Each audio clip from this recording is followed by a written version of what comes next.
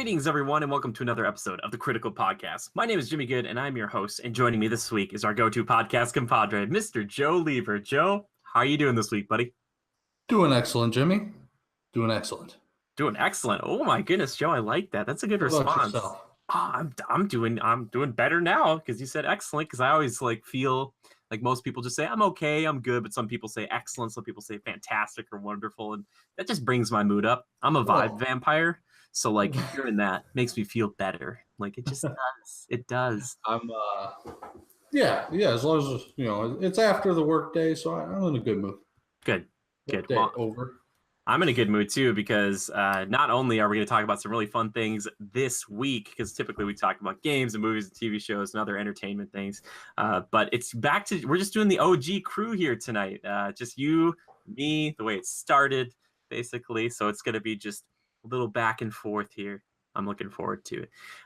Yes, but everybody, thank you so much for hanging out with us here this night or this day or whenever you're listening to this. Last week we had a really fun guest on, Sophia, and I was out of town, so it was kind of doubled up on podcasting the other week, and I was like, I gotta get this ready.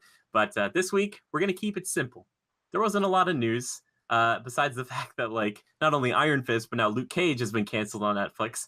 Are they gonna combine the shows? I don't think so, because they would probably have said, hey, we're going to combine them and then do this. But if they both got canceled, I wonder what that means for Jessica and Daredevil down the line. It's Netflix is just out there just chopping them down. It's just yeah, this week we only have two big things I really wanted to talk about. Red Dead Redemption 2 and my trip to Disney. So you will find the timestamps down below. We're going to do our best to keep it pretty spoiler free. I don't think Joe and I have too much to say about the story right now. Besides that, I think it's pretty good. But we'll probably talk about the mechanics, things we like, things we don't like, to get started here tonight with some Red Dead Redemption 2 stuff. So Joe, let's dive right in. You got into the Rockstar games more so with, Grand Theft Auto 5. I know you played, a lot of that, a lot of online. Mm-hmm. How do you feel, or how did you feel going into Red Dead? Did you have a lot of expectations, or were you kind of like, oh, this is going to be completely different, I'm not sure if I like the Old West thing, or was that more up your alley than Grand Theft Auto 5 was?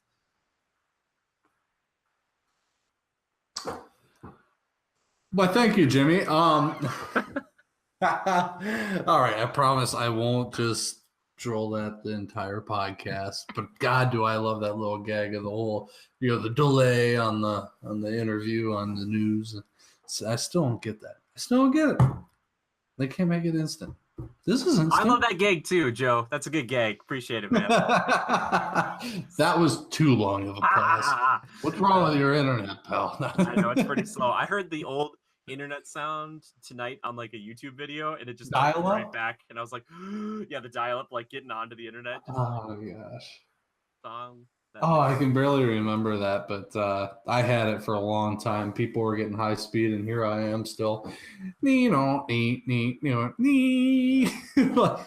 God! Took longer to get on the internet than to get to your first web page. That's for sure. God, you remember how slow they loaded? Yep. Oh, totally. It was. It was sickening. Oh yeah, the Dark Ages. The Dark Ages. So yes, I played a lot of Grand Theft Auto 5. I enjoyed it a lot. I love the whole, in modern day, you feel like the options are endless for things for you to do, right? You can do this, that, or the other thing. All these cars, these different cars, boats, planes, etc., etc. The list goes on and on. Yeah, it's great. Joining your friends doesn't always work really well. Sometimes it's, you've experienced the most issues out of any of us. I don't know but why. There's something good to it. But there's something about Red Dead that is, I think we all reminisce about the whole cowboy Wild West vibe, right? There's something tantalizing about it that just, you just playing the character in the game, you feel like a badass, Yeah, it's more of an RPG because in Grand Theft Auto, it's so modern, and you're I'm kind of playing sometimes even a middle-aged or maybe a little bit younger gangster today, but that's not as cool as being I am like an outlaw, and I am like this guy. Because like when I'm playing as Michael or Trevor or whatever, it doesn't feel as like real. But this world, I think you step into it and you're like, oh my gosh, and Yeah, it's like that. it's maybe even more immersive because it's a Oh little foreign to you, but it's still a part of our American history, so it's appealing in that way. oh yeah, we But romanticize the outlaws here, like because it's kind of like yeah, pirates and stuff. Like that's kind of what I would say Americans pirates were. Like it's like outlaws. You're like, oh, we yeah. romanticize these bad guys, but then you get to be one of these bad guys. You're like, Instead of boats, it was horses and carriages. Yeah. So, exactly, yeah, yeah, um, and less eye patches. yeah. But It's true, true, true, true. yeah, I don't know. There's something juicy about Red Dead that you just can't get enough of. It's addicting.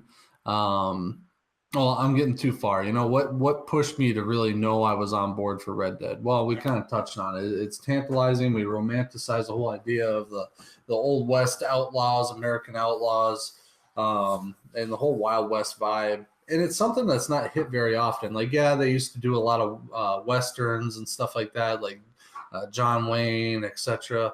Um, those are all great and everything, but that's about as far as it went. It's never been a very big screen hit. It's never been a very mainstream thing. So I don't know. I just really I just like the unruliness of it, Sure.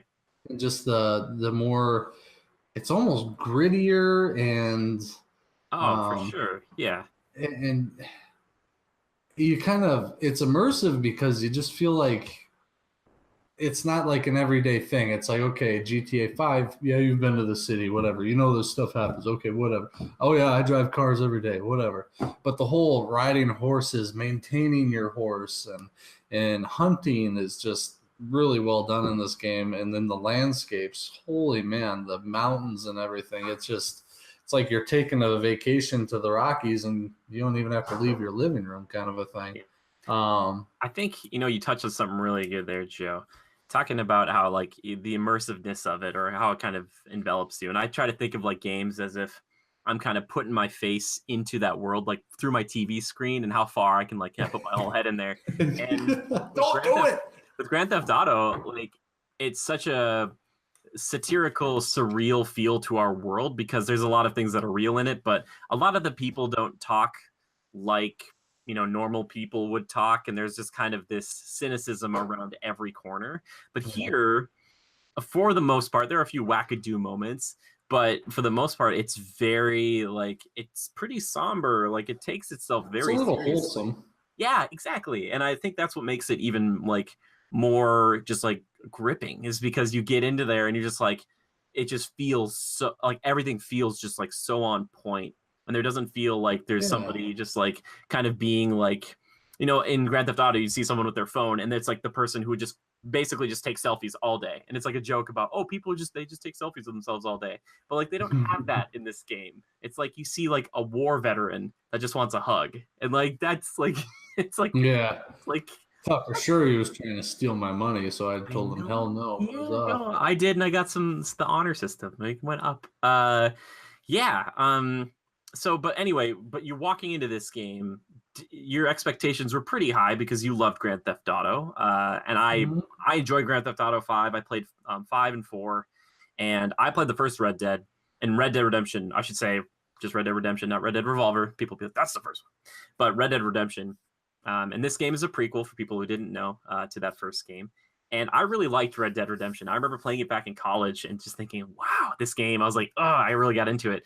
And this game here too feels like like a big jump forward for everything. Like I think about that game and how much I enjoyed it, but this just feels like all of that plus, which is nice because sometimes in sequels you feel like it's just like an incremental, better situation. Yeah, But just a re-release with a little bit of a rewrite. yeah. And I've heard a lot of people say if you're interested on like the backwards compatibility for Xbox One, that if you can go play that, or the Xbox One X version of Red Dead Redemption, the first one, the remastered version, that it's very good.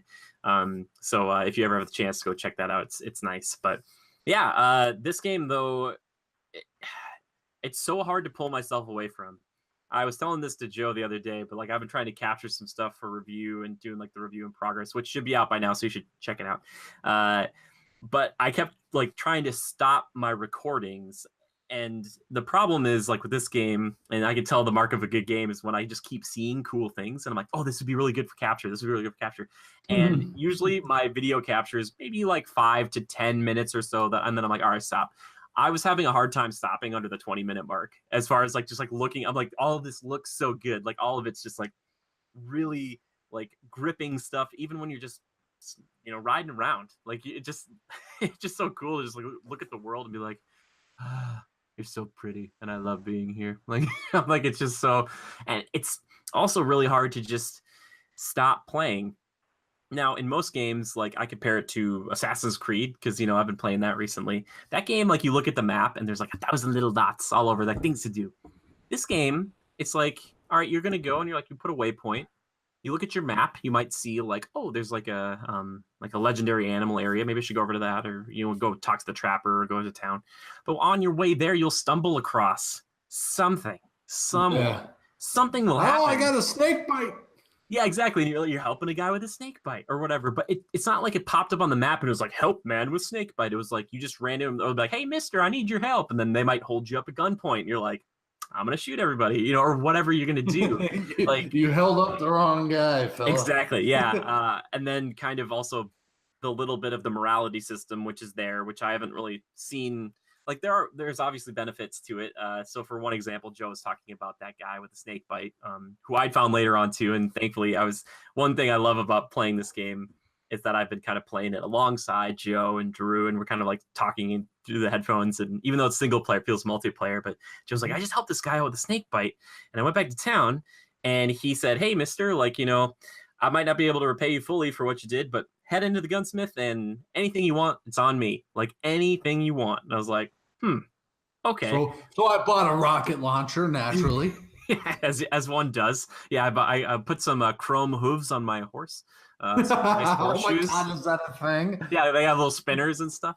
All right, you ruined it. No. Now he hovers. But anyway, I should say. But then that same thing happened to me, and you went in there, and it was kind of cool because I could have just shot this guy, I could have left this guy, but I chose to be the good guy or whatever and help this guy out. And now there was like a real in-world repercussion for that, as opposed to being like, oh, your honor meter, which you do have, and like sliding up and down. But it's not like, oh, people, do this or that. It's like this guy like literally came and said like, hey man, thank you for saving my life. Go buy something. And that thing could help you, in other missions and stuff. Like that is a tangible reward as opposed to being like you collected 8 of 25 flowers or something. It's like like collection quests. So stuff like that. And I know, Joe, you've kind of been playing more of like the outlaw a little more, right? You've been kind of more of a bad boy. Is that correct? It's real interesting because I walk a fine line. I guess. I was gonna say it doesn't sound like that when we're playing. You're like, I don't know why everyone's so angry. I just shot everybody. I don't know why everyone's so angry. Yeah, it sounds really bad, but I do it in a way that it's hard to catch me. So that should be a point to be made because I understand what you're coming from, because basically in this game, if you do anything bad and someone witnesses it and they run off, if you don't stop them, if you don't threaten them, or if you don't kill them, they'll go and then your wanted level goes up. So basically, Joe, what you're alluding to is like, if you're going to do something bad, make sure to do it like not in the middle of town. No witnesses. No witnesses. And if there are, you better take care of them too. I just don't know what the honor system, because like if you do hurt like random people, like your honor will like drop, or if you do like you loot a dead body of a civilian, your honor will drop. I just don't know, like if you get down to like the farthest red, if like you go anywhere and everyone's like, oh, he's not honorable, I can tell by the look. That's what I don't really get that either. I just I don't know, my honor meter is actually farther to the white, which is good, than it is to the bad, to the red. So I'm actually doing pretty well because barring my crazy shootouts and slaying people with no remorse, I do help people from time to time. And I guess my helping has thus far outweighed my slaughters. So Sure. Yeah. You're a good Yeah. person. Well, Sometimes.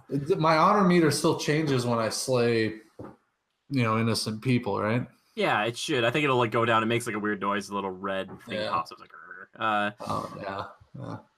I do like, and at first I wasn't a huge fan of Arthur Morgan, the guy you play as, because I thought there wasn't a lot to him. But I kind of enjoy being able to choose how he reacts, because at any situation you can either antagonize people, you can diffuse a situation, you can greet people, and kind of that little bit is great because you can really tailor him to either being like a jerk who's always out for a fight, or someone who's more calm and collected and just saying like, hey everybody, let's just chill. And then if people start drawing guns, you're like, okay. And then Deadeye pops up and he's like, just shoot everybody. It's like, Yeah.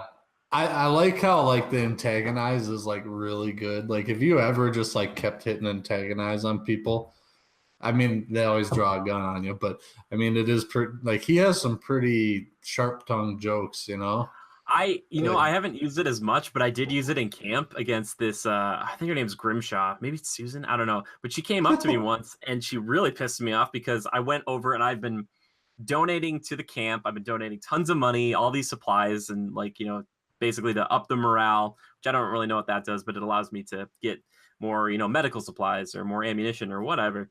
And I walked away once without putting money in there. And she comes up to me. She's like, Mr. Morgan, I've noticed that you haven't been putting money in there into our box anymore. And, all of us need to eat. And I was like, Can you read, Susan? Did you look at the ledger? Yeah, Susan, you donated one bat wing, only one for 15 cents. Where's the other one? Why is it only that? Anyway, so I antagonized her, and he basically just said, "You're one mean old boot, aren't you?" Or something like that. Like it wasn't super mean, but it was like just enough to just be like, "Hey, you know what, lady? Back off. Like I'm doing everything for this camp." Which I don't know. How do you feel about the camp, Joe? Do you like the camp situation? The camp's okay. So, I mean, is it centrally located? I mean, kinda. I don't know. Sometimes I feel like it does change as you progress. I'm almost there, not quite there, but it's fine. I just hate that I have to walk so slowly in it. Like if I run, I might trip over somebody, or like come on. I want to go put money in the box. I want to get back on the road. I want to go get more money to put in the box. Let me run. I get it. I'm a free bird. Let me fly. I think it's intentional. Obviously, like if you ran through a camp, probably it'd startle people. And also, they have a lot of cool character interactions that you can see just happening in the camp. Like it feels alive. I think that's why they slow you down, is to experience the dialogue that you're overhearing as you pass by and stuff like that. Which it's fine, but I mean, do I have to creep? Yeah, I suppose that you are kind of slow. My one complaint about the game. Off my chest. I feel so much better now. I love it. That's great. Do you have any favorite characters? Because at first I get overwhelmed sometimes when they have a lot of characters right away, because in most RPGs that I play, it's like, you have your one character and the best friend, or like a princess or prince or whomever, and then you start getting people one at a time. This game throws like 6 or 7 people, and then you also grab more people too. So you're like, oh, what's your name again? Like, but I feel like now I'm starting to know all of them. Do you have any favorites, Joe? I really like Lenny. Yeah, Lenny, dude. Lenny. Because of a moment that you're not too fond of, but I thought it was freaking great. I just thought it was too wacky. The game is so somber and sad. Yeah, like... but you gotta realize they were themselves just a little inebriated, and inhibitions were gone. There's a moment coming up that is a better version of that to me, where it's like there's a wacky night that happens, but you're the guy who's like making it happen, so it seems way smarter to me, because I'm like, okay, this works for me. I don't want to spoil it for anybody in the story, but it is hilarious, and you'll know what I'm talking about. It's with Arthur and Lenny, and it's at the saloon. It's fun. You can take Jimmy's perspective on it, which I understand. Thank you. Or you can take mine. It was just and I thought it was hilarious. Too much like Grand Theft. It just pulled me out of the moment. That's all. Because like the whole game is pretty, like I said, somber, wholesome, quiet, and then it was just like, I was not ready for it. I was like, oh my god, I love it. I loved it. We got to go to a spoiler moment where we can talk about it a little bit. Okay, besides Lenny, is there anybody else? Yeah, I also like Micah because he's a loose cannon. You He's a like pain in Micah? the ass. He's a pain in the ass and Micah's gets a you into problem. trouble. I'll tell you what, he does get you some good rewards from time to time. Oh, he does. I think so. Yeah, yeah.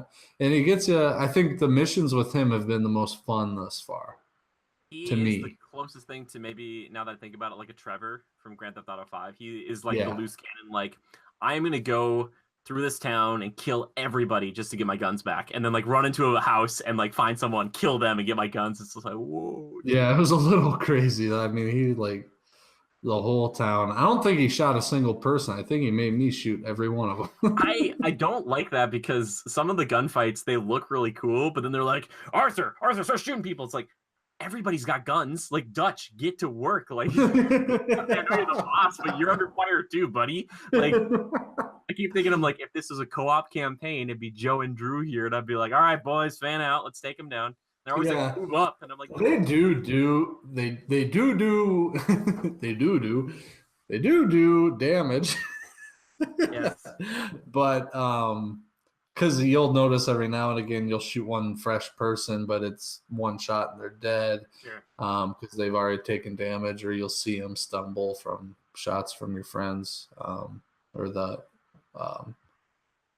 like Micah, or what do you call them? What do you call them? The AI? Oh, AI, yeah. But yeah, I enjoy him just because his missions are kind of zany and intense, more so than others. Hosea is another good character, so there's my top three. I gave you three, and you asked for one. You're welcome. Yeah, thank you. I was gonna say I'm glad you touched on Hosea because I kept thinking they were calling him Jose because I feel like a lot of people don't pronounce the A on that, but it is Hosea. He's the older, like one of the oldest dogs. He's part of the original trio, which was Dutch, Hosea, and Arthur, and I like him a lot. I think I know the voice actor. Maybe I could be wrong, but not like personally. Just I know of him, but I like his missions. I think he's fun because he's a grifter. Basically, which is cool because like I really enjoyed the show Leverage, but basically he is all about like, I'm going to perform a role and we're going to steal a ton of money and no one's going to know about it till we're gone. Like, he's not the first person to grab a gun, and he's not really good in a fight because he's a little bit older, but he'll still help out if he has to. And I just like listening to his his stories and just like listen to him talk, and it's cool to hear like about his past. I mean, there's a lot of cool optional like missions where it's like, hey, do you want to like hang out with him and Dutch? And there's like a little fishing trip thing you can do and just like hanging out with him.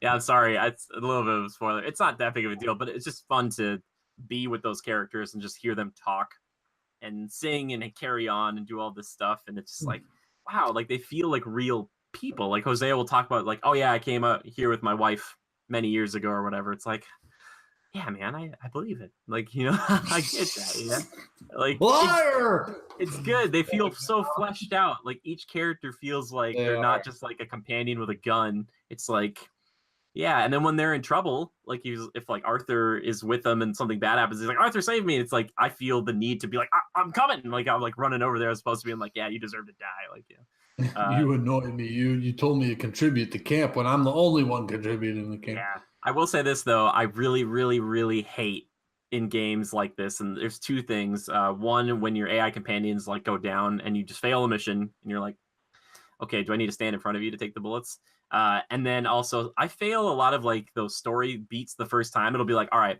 get ready to pull your gun and do Deadeye in this perfect way, because if you don't, screw up. And it's just like, okay, like first time's a charm, and then it's like I do it like 3 or 4 times because it's like you failed or someone died, and I'm like, oh, I'm sorry, like I didn't know I had to shoot him before him. Oh yeah, like sometimes there's things kind of where like you have to a pattern or almost like a solving the puzzle type of thing. Yeah. Not a puzzle, but like there's a certain way you got to do it. If you don't do it that way, it doesn't.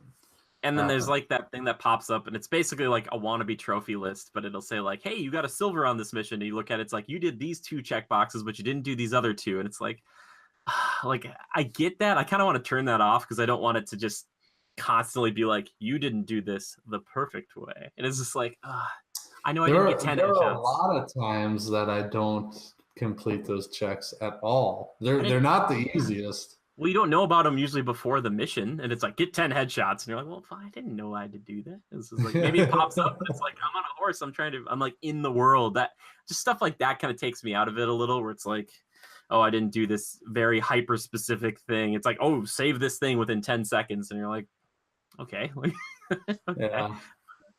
Yeah. I don't know, but those are like they're tiny little gripes. Because the rest of the world is so much fun. Like I'm not really big into hunting in games, but I've gotten into it in this one a little bit more because I'm still learning how to get like perfect pelts, because you can get upgrades to your satchel, which can carry more stuff, or upgrades to your holsters, which are great too. Like I just upgraded my holsters so that they have less weapon degradation, and that is a really cool the weapon degradation and the survival aspects. Two things I was really worried about, because it's usually like managing stupid bars in video games, Joe. You know what I'm talking about? It's like, oh, your heat's this much, but your food's this much, and your sleep's this much. It's like, no, like this game's more like you got to sleep once in a while, you got to eat, and you got to clean your guns, because if you don't do clean I have them, to sleep? Yeah, it refills like your heart and your energy gauge, I think. That's what, like, because like the core, so there's like two different bars for, it's like, so you have a heart, a little lightning bolt for energy, and then you have your dead eye. Stamina. Yeah, the stamina, the lightning or whatever. Yep. And then you also have like a ring around them. It shows like how much you have. So let's say like you've. Oh, okay. Yeah, so if you have, for instance, let's say you've gotten up to 75% of that health like circle filled, but your heart will also show how much of that is filled, because if that's lower, you'll regen your health slower or not at all. If it's like in the red, like you have to go like sleep, or your energy's the same way. Deadeye's a little different because you can supplement all these things with like potions and stuff a little, but so you have to sleep, but also like cleaning your guns, because if you don't clean them, they'll eventually become worn, and then you can't clean them anymore, I think. And then you'll shows like the stats, like you look at the stats, like, oh, if you, while you're cleaning your gun, you'll see your stats for that gun like go back up, and you're like, oh, okay, so you got to keep your guns clean, because if they get worn, then they do less work, they're less accurate, they do less damage, or whatever it is. And it's not a long process. You just like look at your Winchester repeat or whatever, and just like done. Like you just, there you go, clean gun, looks nice. Or clean your horse off. Horse performs better when you've like cleaned your horse and all that jazz. It helps you bond with your horse. Yes, which I love. Pats. I love to feed my horse, man. I just love getting like I have the Ardennes or whatever, and its stats aren't the best, but that thing can run forever. Like The so stats cool. are okay on it, believe it or not. It's very comparable to any of the other horses. Yeah, I love it. I just love a big. Yeah. I named it. Did you name your horse, Joe? Yes, I have 5 horses right now. Let me go through my horse collection. So, Please, yeah. do it, man. I want to hear about your horse collection. It's really weird. The horse, like just like Grand Theft Auto, cars was like a big focus, right? Or vehicles, big deal. You had to have the best and fastest one, quick getaways, yada yada. All that's the cat's meow, right? Yeah. One of your biggest goals is to get the nicest vehicles. So it's similar in Red Dead. It's not your main focus, but the horse plays such a big part in everything you do, and how well you're bonded with the horse to be able to command it to, communicate and whistle for it to come and follow you, and to make sure it's less afraid of gunfire and predators. It's all based on your bonding level with it, and treating it well. Maintenance on your horse is a big deal. It's really cool. The whole feeding, the petting, the grooming. If it's too dirty, it won't rebuild cores and stuff like that. So it's interesting, and each one is kind of specific and has a bit of its own personality. And there's different breeds. So you have like the Tennessee Walker, you have the American Standardbred, you have a thoroughbred, which Drew got, which good for him. Then you have what Jimmy has, the Ardennes, which I think you get initially in the game if you choose to like get a draft horse. It's big. It's kind of like a draft horse. They're a European larger breed, and they're strong and all, but not your typical riding horse. But it is cool. I mean, in the game, using it for your horse, it's pretty cool. I can see why most people want to stick with it. I just immediately, I'm like, kid in a candy store. There's too many. I got to have them all. So And then they also have wild horses. There may be more breeds than that. I know there's a Morgan and stuff like that, but there are wild horses, and the breed of those varies. And you'll just stumble upon a herd of them once in a while, and they're I thought afraid you of were, you. yeah. Yeah, they're afraid of you, but so you can chase them down with the horse you're on and lasso one, and it's awesome. You can actually lasso it, calm it, and mount it and break it. That sounds really bad. Break it. You're gonna tame the horse so that you can ride it. Yeah, exactly. Awesome. I've done that with one of my main horses. I've done that with. So I've got a what do I have? I have a American Standardbred Palomino, which is my main horse because the American Standardbred is actually pretty good in it as race. Its handling characteristics are racing, believe it or not. So, and you can actually tell the difference. Like your turns are more hairpin and pinpoint at speed, and you can finesse your path a little bit better, which I really like.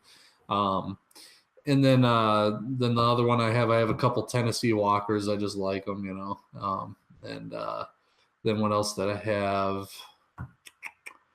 Oh, and then I have a wild horse that I caught and tamed. That's a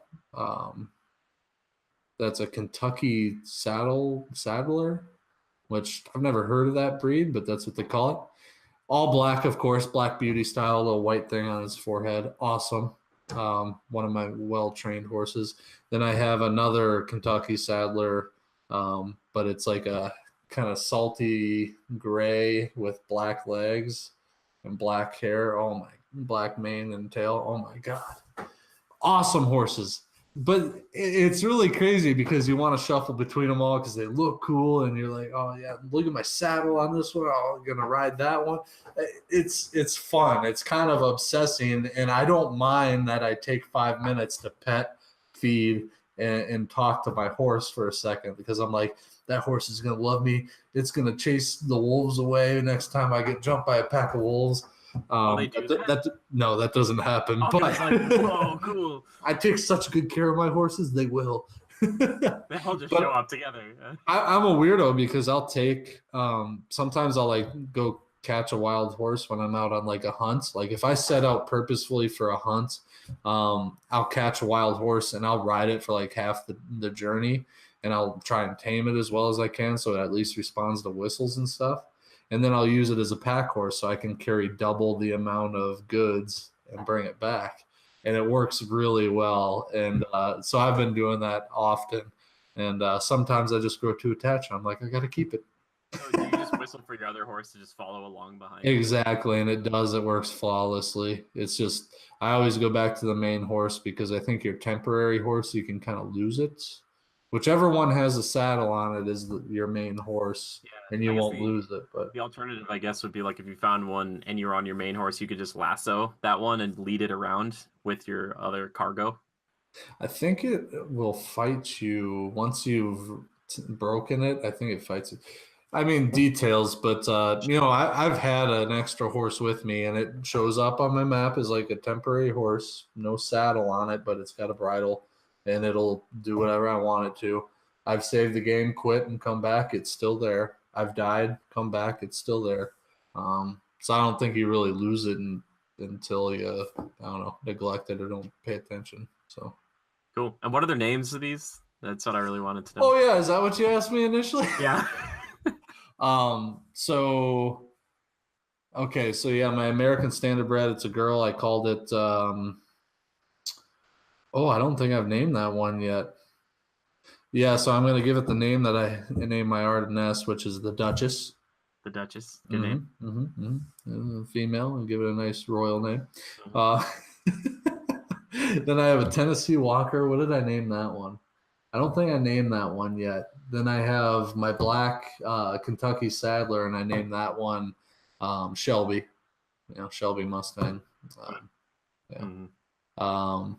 The other ones I haven't named yet, but I'll get around to it. Cool. I only asked because I want to tell you mine. So I named my big old Ardennes, which is kind of white. I named it Despair or Desi. Despair because it's let's just say the rider of death. rides with despair. Also, it just makes me think of Darksiders, and I was like, I have to name his Does it despair. look like the horse from Darksiders? No, Darksiders is like it's a smaller horse, and it's also like has no skin. It's just like muscle and bone, and like it's kind of Right. freaky looking. I hope like Endgame or maybe in the online we can get like Ghost Rider horses where it either looks like that or it does look like a Ghost Rider horse. So it's like a flaming horse. Like that would be pretty cool. Can you imagine if that was a thing? Like towards the end game in the campaign, they throw in a Ghost Rider twist. Oh my! I'd die. But yeah, so yeah, Desi and we're sticking together, and also I love that when you hop back on your horse, it's just like, hey, good girl. Like you have like a bond, and that's a big deal. And they call it drifting. It's more strafing, but like you can later on once you bond with them enough, besides rearing up, which I'm sure it could maybe knock people down, but like you can hold X while you're moving at high speeds, and they kind of like they sidestep if you want them to. Which is real or nice. if you're trying to park it at a stanchion. Sure. See, I would do that. But I don't feel like I need to hitch my horse much because like you could just whistle for it for the most part for at least my main horse that I just like I don't feel like I need to hitch it to a post because it'll never run away from me. Like I do it just for accuracy. Like if I was going into the saloon to get drunk, would I not hitch my horse? I'd probably hitch my horse. So don't drink and ride, Joe. Come on now. It's dangerous. Yeah, I don't know. We spend a lot of time on horses, but the horses are a big deal. I will say, quality-wise, like your horse is bigger. The details are all accurate. And they look crazy, the muscles and the eyes. Have you noticed when they rear back or when you look at like they're like legitimate horse eyes? Like they look so good, like really good. I love like the fact like when you're riding and you're riding at high speeds, the sounds are all correct. The sound design in this game is really well done. The way the horse acts, the graphical quality and the physical mechanics that they applied are accurate as all get out. Like I don't think it gets any better. And when you look at like say the hindquarters when you're running, you can actually see a little bit of sweat sheen on the horse, but that's not too much. But you see the muscular definition change as it runs. You're just like, I mean, I'm staring at the rear of a horse, but whatever. I mean, it's like so perfectly done. It's unreal. That was an oxymoron. It is really realistic. Yeah, it's very realistic. Well, I look at something like Odyssey that I've been playing. You have horses in that game too, and they don't look to that level, but like seeing that extra bit of attention, especially just like seeing the legs and the muscles in this creature moving, and the face and everything is just like wow, like especially when the horse is one of the main focuses of this whole game. I mean, it's a main player, every bit as much as Arthur is or whoever your online character is going to be. So I think I'm glad that they took their time with it and got it right. The other thing I was going to mention is oh no, I'm drawing a blank. What was it? Oh, the way the horse reacts to the environment. Perfect. Like if you start to climb a steep grade, the horse kind of does that, lowers its head and kind of starts to do that, like it's laboring to get up perfectly. The way it interacts with the environment when it's stepping over trees or logs or rocks, the way it jumps down off of short ledges, manageable ledges. Don't be jumping off any cliffs because you'll kill the horse. Don't hit trees either, because just like a car. Okay, I was gonna say that's one thing that really bothers me though. I'm sure that's happened. I just hate that my horse actually runs into trees. I wish you'd think it would avoid it. Like, and sometimes I'm not gonna hit a tree, and then it still does it. And we go flying, and everybody's flying off the horse. I'm like, this is so stupid. Like the times it's happened to me though, it's not like the horse hit with its head. It's like you catch like its shoulder or something and it knocks it over. So it's been somewhat realistic. Like the horse is not going to like deliberately just headbutt the tree as it's running full speed. But I don't know. The snowy mountains. I think you said it as well, but that was probably one of my favorite environments to be in. The way you trudge through the deep snow and the tracks you leave and the way it interacts with your horse and your own Arthur, the character, his footsteps. It's just so cool. The sound of it. Oh, juicy. I was surprised they put that early in the game because usually snowy levels are like saved for later on. Yeah, but I think But that's where they just like got their meat hooks in you and yeah, drug you in. I really wanted, and it also kind of paints a really dire circumstance right away, which is actually pretty cool because usually in games when it's snowy, you're like, it's snowy, it's fun, whatever. But like for people who know what real snow is like and to be trapped in that for like 2 or 3 weeks, I could see where that would be like, oh my gosh. Yeah. And I'm hoping we get to go back up there because I feel like that, not that they burned it right away, but it's like, are we going to go back to the Yeah, same? there's got to be another mission up there. You can see the mountains off in the distance, which is awesome. But the first gunfight I got in really up in the snowy mountains or whatever, I was shooting at these guys, but I was accidentally or inadvertently hitting. This happens once in a while. Like I'm aimed, but it's like a wall would be in the way, but I feel like I'm aiming at the guy, but it hits the wall instead. I was hitting like icicles, and they were falling off like one by one as I shot them, and I was like, oh my god, like I'm like just shooting these icicles. I was like, this is really cool. Like I was like, Yeah. like that level of detail is like. That's very good. Like, Yeah, it's unreal. and this place, we should say too, technically, I think it does take place in America, and I'm sure that Rockstar, they'd be like, actually, it could be a real place, but it's kind of a hodgepodge like Red Dead Redemption was, where that game takes place in Texas, but it has like a bunch of stuff as far as like, yeah, there are the mountains, but it's pretty close to the swamps, it's pretty close to the desert. Like, unless you're on like the very perfect spot, which I don't know in America where that would be that close where all these biomes are like right next to each other. But I like it because even though it doesn't make a lot of sense, I like having the variety because like you felt like while you're in the snowy mountains, you're like at the top of the Rockies or whatever, but now you're in the swamps, you're like, I feel like I'm in Louisiana, like you kind of, and then you're on the open prairies and plains of like, Iowa, Nebraska, it's just like, Yeah, all that I can grasp all of it except for like the Bayou, Louisiana, because I know it's weird, but it's really tripping me up because it's like, okay, I just came from grizzly bears and moose to alligators and snapping turtles and willow trees or cypress trees. Variety, What's Joe. happening? Variety. They want to give you variety so you can hunt more things because you love hunting. Yeah, I know. I know it's cool and I appreciate the variety, but at the same time, until that moment, I was so soaked up by the realism of it all that this kind of just jarred it for me a little bit. I'm like, how did I get to Louisiana in like 5 minutes? This is weird. Yeah, it makes more sense with the story when you move forward because then you're like, okay, because you start dealing with like plantation owners and stuff, and you're like, okay, this makes more sense to be here. And it does bleed. I'll say this really, like it bleeds really well. Like all these environments, it's not just like and swampland. It's like nope. Yeah. Like over time, it's like oh, okay, there's like a thing there. Oh, okay, it's shifting. Yeah. I'd rather have them do this as opposed to like locking off the Louisiana area and just saying like that's DLC. It's like it's better that it's just like here it is. Here's all this stuff. It's like okay. Or it would be interesting if they would have done okay. You're gonna go from, say it's Colorado. You're gonna go from Colorado to Louisiana. You're going to have to let 2 days of time pass or something like that. So it's like hop on this fast, like it's like screen goes kind of black and you're looking at clouds and it's like, this is you traveling. And the whole time you have been traveling. It would be kind of neat if they did that just to kind of, I don't know, maybe unnecessary proving.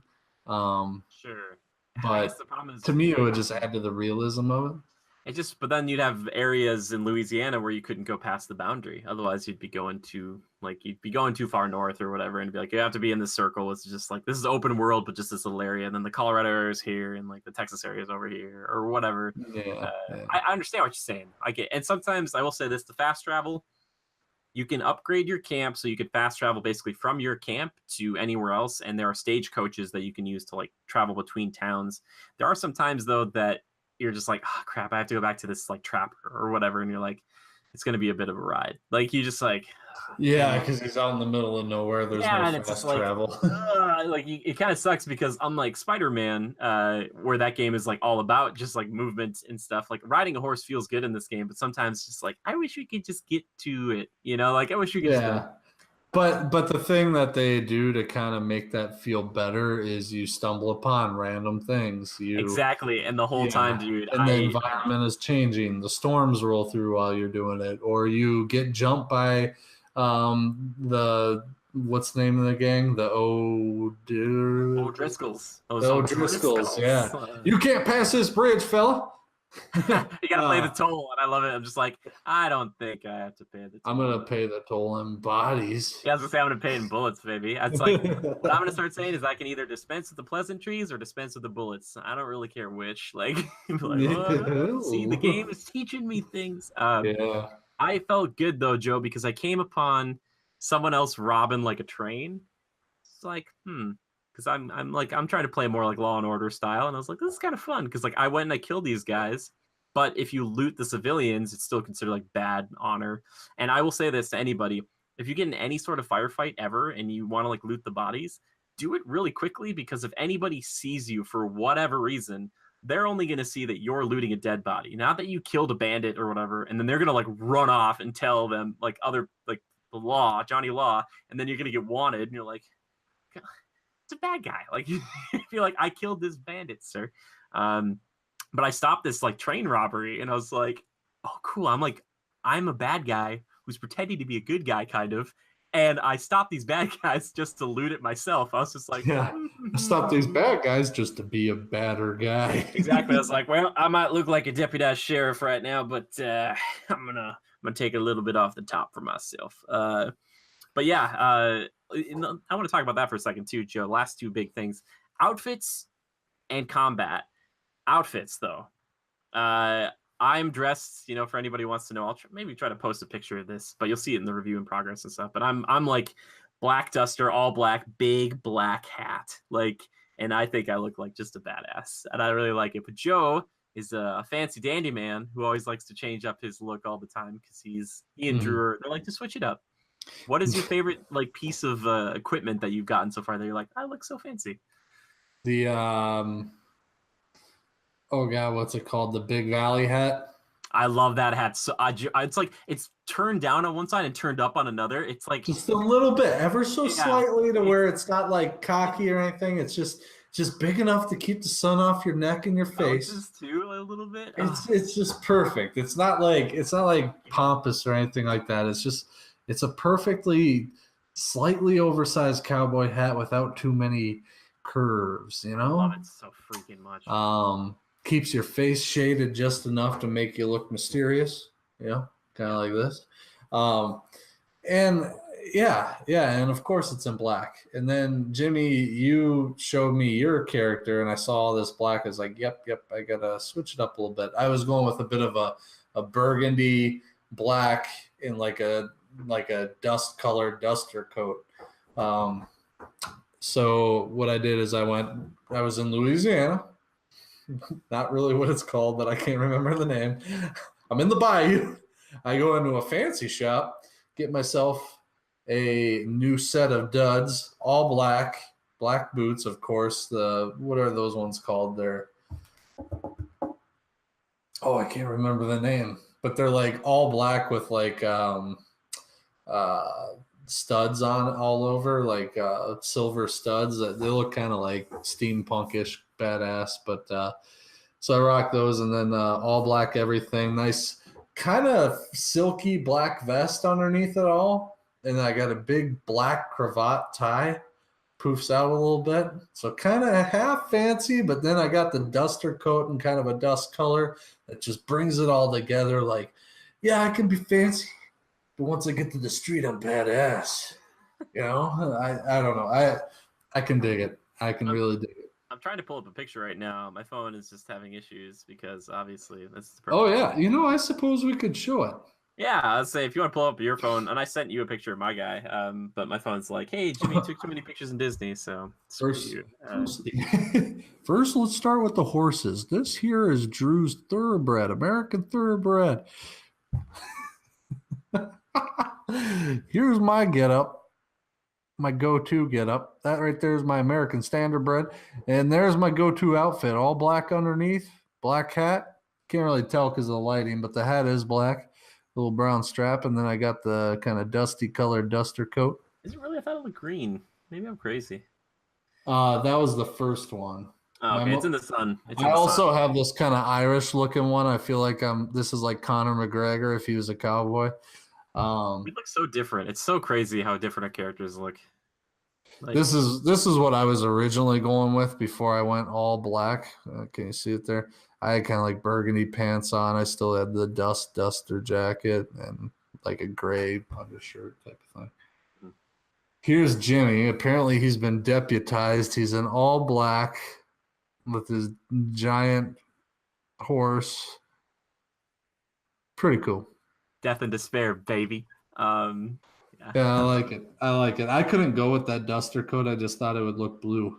The duster isn't as cool. Good in your photo. Thank you. I want to get a better one because like the duster I had back in Red Dead Redemption, the one you could get like pretty early on was like a full duster that didn't have the cut or the slit in the back. It was just like a full duster coat, and I like it because it covers like the back of your horse or what? It's almost like a cape. And also I didn't realize this. I was like, maybe they didn't put it in, but you can literally jump onto the back of your horse. But in most games, if you do that, you're right on there. If you try to do that, at least on my horse, you have to jump up and then jump up a little bit further because like you try to like does he really do that? I've done the jump onto my horse, but what do you think of the loading up the guns and stuff? Like if you don't bring a gun with you, it makes more sense to me because like in Grand Theft Auto, you're just like pulling guns out of nowhere. Like you're just like, I've got 40 guns on me, and you're like, hold on, the weapon wheel. You'll like, never guess where I keep them. Exactly. Like you feel like the Joker in that Batman movie pulls out the big pistol from his pants. He's like,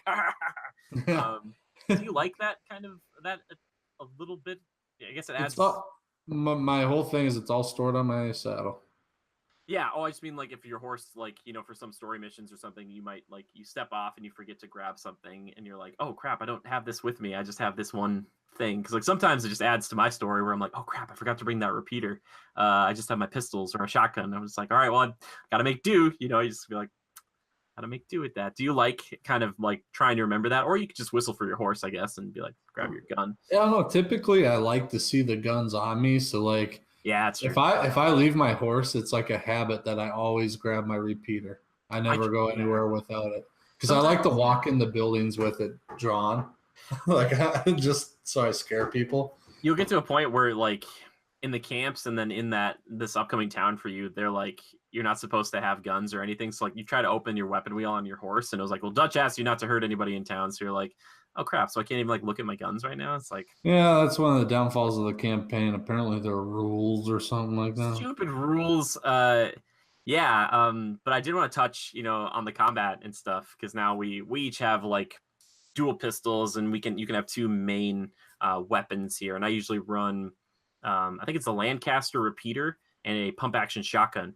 I was talking to Joe about this before the show, but the pump action shotgun has incredible range. I don't understand it. It's like really amazing.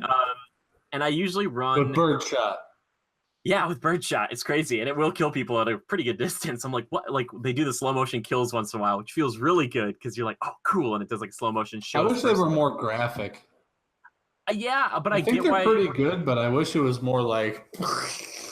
I think it'd be better if like you hit their face and you could see it because usually it's pretty quick, but it's like, hey, it's a little thing in between the mission or the gunfight where it's like, hey, you did something well. It shows them, might show you looking really cool. But the pump action shotgun, I was using this and I've been doing free aim, which makes the game a bit harder typically on the ground. Because I was thinking for, you know, online, I think Grand Theft Auto might have given you that chance to switch between free aim and assisted and stuff. Yeah. But I usually keep the aim assist on the horse because it's sometimes so hectic because you're trying to ride and steer and also shoot. No way. But that shotgun at a distance on the horse is just, and again, birdshot or just BBs. Like I don't even have the slugs, which are an option. Which thank you very much. I really appreciate having the option there. There are lots of ammo types like high velocity, exploding. Yeah, I haven't delved too far into all of that, but I'm sure they'll play a bigger part down the line. But that pump action shotgun, if you can get it, feels great. Like I love the double barrel, don't get me wrong, but there's something about just being boom, boom. Like you feel like you stepped a little bit out of the old west. Like you're just cheating just a smidge. Like you have a gun that's a little too nice. Like I'm sure they existed back then. But at the same time, you're like, oh, I feel kind of like the guy, everyone's running at you. It's like boom, boom, boom, boom. Like just like not even a problem. But the imagine what people would have thought when you walked into a saloon with like an AR back then. Oh my gosh, yeah, people would have. They would have been like, "Oh, where are you from, space?" Yeah, exactly. But But the Deadeye, Joe, you enjoy the Deadeye, right? I do. I don't use it as much as I should, probably. Yeah, Like I rarely use it. I use the coolest I felt with it. And I thought it was really awesome is when I used it to shoot the pistol out of that kid's hands that I was saving from committing suicide. Wow, I just strung out a spoiler really quick well, there. Sorry, people. I didn't divulge the details of who he is, why, or when. it was But Dutch. I'm just kidding. yeah, be prepared. You're gonna walk in the camp one time. Dutch is gonna be losing it. Yeah, he's like, I can't take it anymore. The pistol's in his left hand. Yeah. At about 12 o'clock, you got to make sure that. Yeah, where were we? Oh, yeah. Otherwise, other than that, I don't use Deadeye a lot except for tracking animals and stuff like that. But yeah, so for you, do you feel that like getting those perfect pelts are you using the bow and arrow a lot? Because I've been trying to use that on those because I feel like that's the. I have a better way to do it. Springfield rifle. Does that get you perfect pelts? With the scope, as long as you make a clean shot in like the head or something, you can get a perfect pelt, I believe. I'm not a huge fan of how the snipers feel, like the scopes and stuff, personally. It's a little odd, but yeah, like I feel like the shotgun stuff is better. And I will say this: I was talking to Joe and Drew about this. I love the reticle now because you guys probably heard me complain about the third-person shooting in these games. It's never been super like great to me. It's always just like a dot, which I get. A bullet would just be a dot, but your character, not only does this dot not move, but they're like deadly accurate always. In this game, it's cool because when you're running up, you'll have a reticle depending on your gun, and it will start as a circle, and then if you stop moving or whatever, it'll turn into that dot. Like your person's like, oh, okay, I can aim now. Because if you shoot before that, you're gonna aim. It'll be somewhere in that spread, which makes so much sense to me. It's like that feels like a really nice natural evolution and progression of this system, because so often it's just like with the auto aim on and the dot, like in old Grand Theft Autos, it was all this is. Like the fighting would be behind cover, you pop up, shoot a guy, and then you drop down, reload or whatever, and then you just pop up, shoot a guy perfectly. You're just like, boom, boom. Like it's like, why am I so good? Like I'm like the best, especially if you're like just getting into like Grand Theft Auto. Like some of those characters they're not like seasoned criminals or seasoned killers. But I love that. I love that new little wrinkle with the circle that turns into the dot. It's funny because that was a big gripe for you in Grand Theft Auto. It really bothers me. Yeah, like, and it's been fixed here. Thankfully, yeah. I'll never, like, I always tell that story in Grand Theft Auto 4, though. I will never forget playing as Nico or whatever, and I was, like, in this building that wasn't completed yet, and I was in a doorway, and some guy was on the second floor, and it was, like, outside. He took a shotgun, and he, like, turned it around the corner and shot the guy perfectly, and I was like, all right. I got a few problems with that. First off, Nico's arm is dead. Like, because it's third person, you have like that ability, and you can play this game in first person, which I've only accidentally done a few times because I want to see everything. But you have that omniscient, like you have the omnipresence or that kind of that better field of view where you can like see around a corner, like that your character wouldn't see. Mm-hmm. So I feel like this game that's a little bit better. But yeah, the Deadeye, it gets better as the game goes, just like Red Dead Redemption. So you're like painting targets and stuff. And eventually you're just kind of doing whatever you want to with it, which is nice. So we showed our outfits. I got to show our buddy Drew's outfits. Pretty snazzy. This guy's got a bunch of saved outfits, his go-tos. This one right here is really good. Snazzy. Like mobster style. It might be hard to see on there, but they do look good. And I'm excited because not only do all of our characters look really different, I'm really hopeful for the online stuff. And maybe we could talk about that for a second, Joe, kind of what we're hoping to see. But one of the things I just want is, all of us to look different, but all of us to be in the same gang and hopefully have a camp that we get to build up. And maybe we as a group prioritize getting stables first because you guys want 5 horses apiece, or maybe we prioritize getting better munitions so we can always have 5 horses apiece. Well, you guys need that. I only need my one. I'm such a sucker I'm a 1 horse kind of guy. Yeah. But I'm hopeful. One outfit kind of guy too. You'll never change. Well, that's because dude, can't mess with the best. Like, it's so good. It was the same way in Ghost Recon. That stuff was grafted to my skin. Yeah, soaked in blood and dried. Yes, because I earned it. But yeah, I'm really hoping that we get to basically do everything we're doing here in the campaign, but with friends. that's kind of the big thing for me. I don't know, Joe. Like, what else would you want? The fact that you're going to be interacting with other online players in the same session, that's going to be intense, I think. I wonder if they'll do the passive and non-passive mode again, where it's like if you're passive, like people can't like Oh, I shoot you think and they stuff. absolutely have to. There's no way, because otherwise it might just be like a bloodbath Griefing bullcrap. people the whole time. Yeah. Yeah. You don't know how that'll play out. So, and I don't want to lose a horse. They got to have some sort of insurance policy for horses. There are potions and stuff where you can revive horses, and I'm sure Yeah, that but you got to be able to find the body. What if they kill you and your horse? I'm not sure. I can't lose a horse, man. I'm sure they'll just appear back at the stables because, like, once you introduce that online element and component, you have to start like saying, "All right, it's not going to be as realistic anymore." Like, your Oh, car is going to exactly. show back up. Like a Grand Theft Auto, it's your horse is going to show back up. Yeah, exactly. Yeah, I don't know. What else would I want to see in the online? I mean, maybe I don't know. Not a heck of a lot. I just more town oriented stuff. I mean, I want to be able to make sure I can rob a bank on whim, I Yeah. want what else would outlaws at that time be doing? It's not like you're gonna be drug running. What are you gonna be I doing? think You're gonna banks, be trains, wagons, horses. I'm Yeah. sure there's going to be like in online, there were all these little side missions you could do. And they had like these crime bosses. Hey, I need you to go steal this stuff for me and get it over to that garage. All right. Yeah, I'll go do that. And, so stuff like that. I think they'll hit it out of the park. They've already killed it with the campaign. And I'm sure they won't let us down with the online because let's face it, the online is going to be what keeps this game going forever. Yeah. Yep.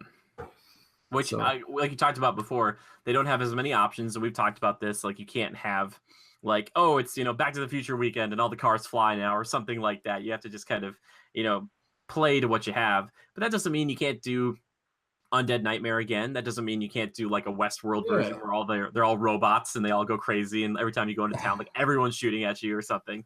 Like, you can have that kind of stuff, and I think there's enough like cool like engravings and stuff. They only scratch the surface. Like, there's like 5 or so that you can put on your guns right now, but I'm sure they'll just go nuts with that kind of thing and like finding all oh these little yeah, things to just like up your look in however you want. And I'm really hoping that, like you talked about, like those missions, I hope they bring the heists back in a big way where it is like story missions that like you're part of a gang and you walk in together and you have someone who's like, hey, we have a train and it's going to be like a kind of a story mission that you're all going to do together. Like, that is what I'm really looking forward to, I because agree. some of that stuff, I think, and kind of picking out like, all right, Drew's bringing his rifle because he loves his rifle, and Joe and I are gonna kind of we'll be moving in on this train together, and Drew's kind of like watching everything else, and if something goes wrong, like, or during an exchange or something, he's like ready to drop somebody, and like Joe and I are ready to just start like shooting if it gets bad, because I want to have those standoffs as far as the story mode goes, but I also would love it if we traded with other players, and it did come to that where it was like you and I are meeting 2 people in the woods at night or something. And it's just like, all right, Drew, just like you go over there, or Joe, you go over there, and I'm going to talk to this person. If it goes bad, if I say something, or if I'm like start shooting people, do it.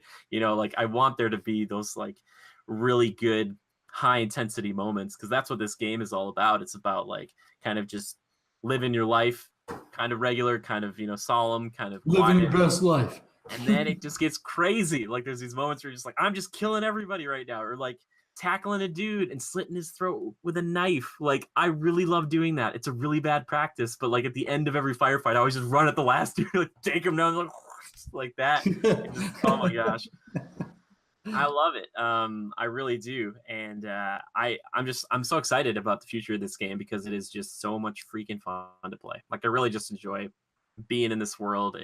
It's hard for me to find flaws in it, like big flaws, because usually in games you kind of like, oh, I don't really like this or I don't really like that, and there's a few just so minor complaints, but yeah, it's so difficult, and that's why I personally I think we'll wait, because I still have to finish Dragon Quest 11 and Assassin's Creed Odyssey, but I want to wait till the online's out so I can do a full review of the entire package, because a lot of people bought into this game, I think, or at least we did, with the thought of playing the online. And Yeah. I want to know if that is something that is worth it. Not that it really matters, because like Joe and I were talking about beforehand, they sold $725 million worth in copies this in 3 days, which is only beaten out by Grand Theft Auto 5, apparently. So it's just like, obviously a lot of people are playing this game. A lot of money. Define it, Jimmy. That beats out any entertainment release of any time ever. Yeah, it says right here, IGN is reporting, it says the largest opening weekend for any entertainment product in history. Now, you look at like Call of Duty and stuff, which also kills it too, but this is a studio that's known for quality. A lot of people love them. And if you wait a long time and then you put out a new game that people are excited about, like, I'm not completely surprised. And more people are playing games too, so I think that just helps, because everyone's playing it, like, at this moment, at this current moment. So we'll just see, what the online's like. I'm excited to see more about it, because we're going to get the beta here mid-November, they said. I think mid to late November. So I really want to know. And I think a lot of it, like I told Joe, is like they want to get people to play the game, experience all of this stuff. It's kind of like a Call of Duty campaign back in the day. They're like, all right, you play it once, then you're done with it. You just go to the online. But I think this is to train people. I think it's going to train them not only how to fight, but also the lay of the land and how the mechanics work as far as like a camp goes. Because I really think that when you play this game online, I really feel that they're going to go for that whole gang oriented motivation, where it's like, that's what we thought the campaign was going to be. I thought Joe and Drew could play with me, but it's like, no, you can't. So I hope to supplement that, my boys can be with me in a gang together. We can be great. I will say this: what I've spent on the game has already been paid for in enjoyment. The story has been amazing.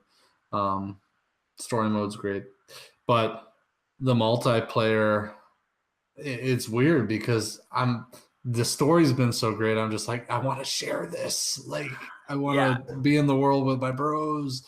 And I know we've been like in party chat talking while we play, kind of a thing, which is good. Yeah. And I've enjoyed it, but being able to interact with you guys virtually in there would just be so much fun, and doing some of the things you talked about would be great.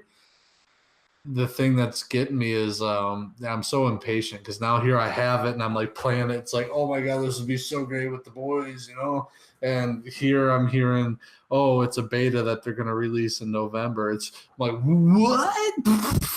Just a beta?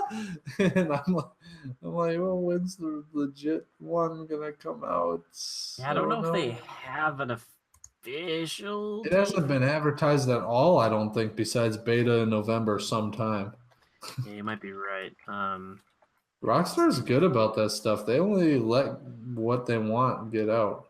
The problem is with Grand Theft Auto 5, they had a really big issue. I don't know I forget if it launched simultaneously or a little bit after, but the launch of their online was abysmal. Like, it was very bad, and I think they wanted to kind of separate that, and they even said that they see both the online for this game and the actual proper single player to be two separate products moving forward. Yeah. So I think that's probably good. Like, honestly, I'd rather have them take their time, because I already love what they have, and just make sure that translates into an online. Because I would hate to get there and be like, it's all buggy and things aren't working, and you're like, oh, my horse does like backflips and stuff, and you're like, oh God, like please. God, I hope that's not the case. You can tell they put a lot of time into the story, the single player. So I'm hoping that there's still enough time to go into the multiplayer. Yeah. I feel like, given that Grand Theft Auto 5 is still, like, I think at one point recently is still the number one most streamed game. And money wise, I think it's still raked in the most. It's still like in the top 10 every month. But Fortnite.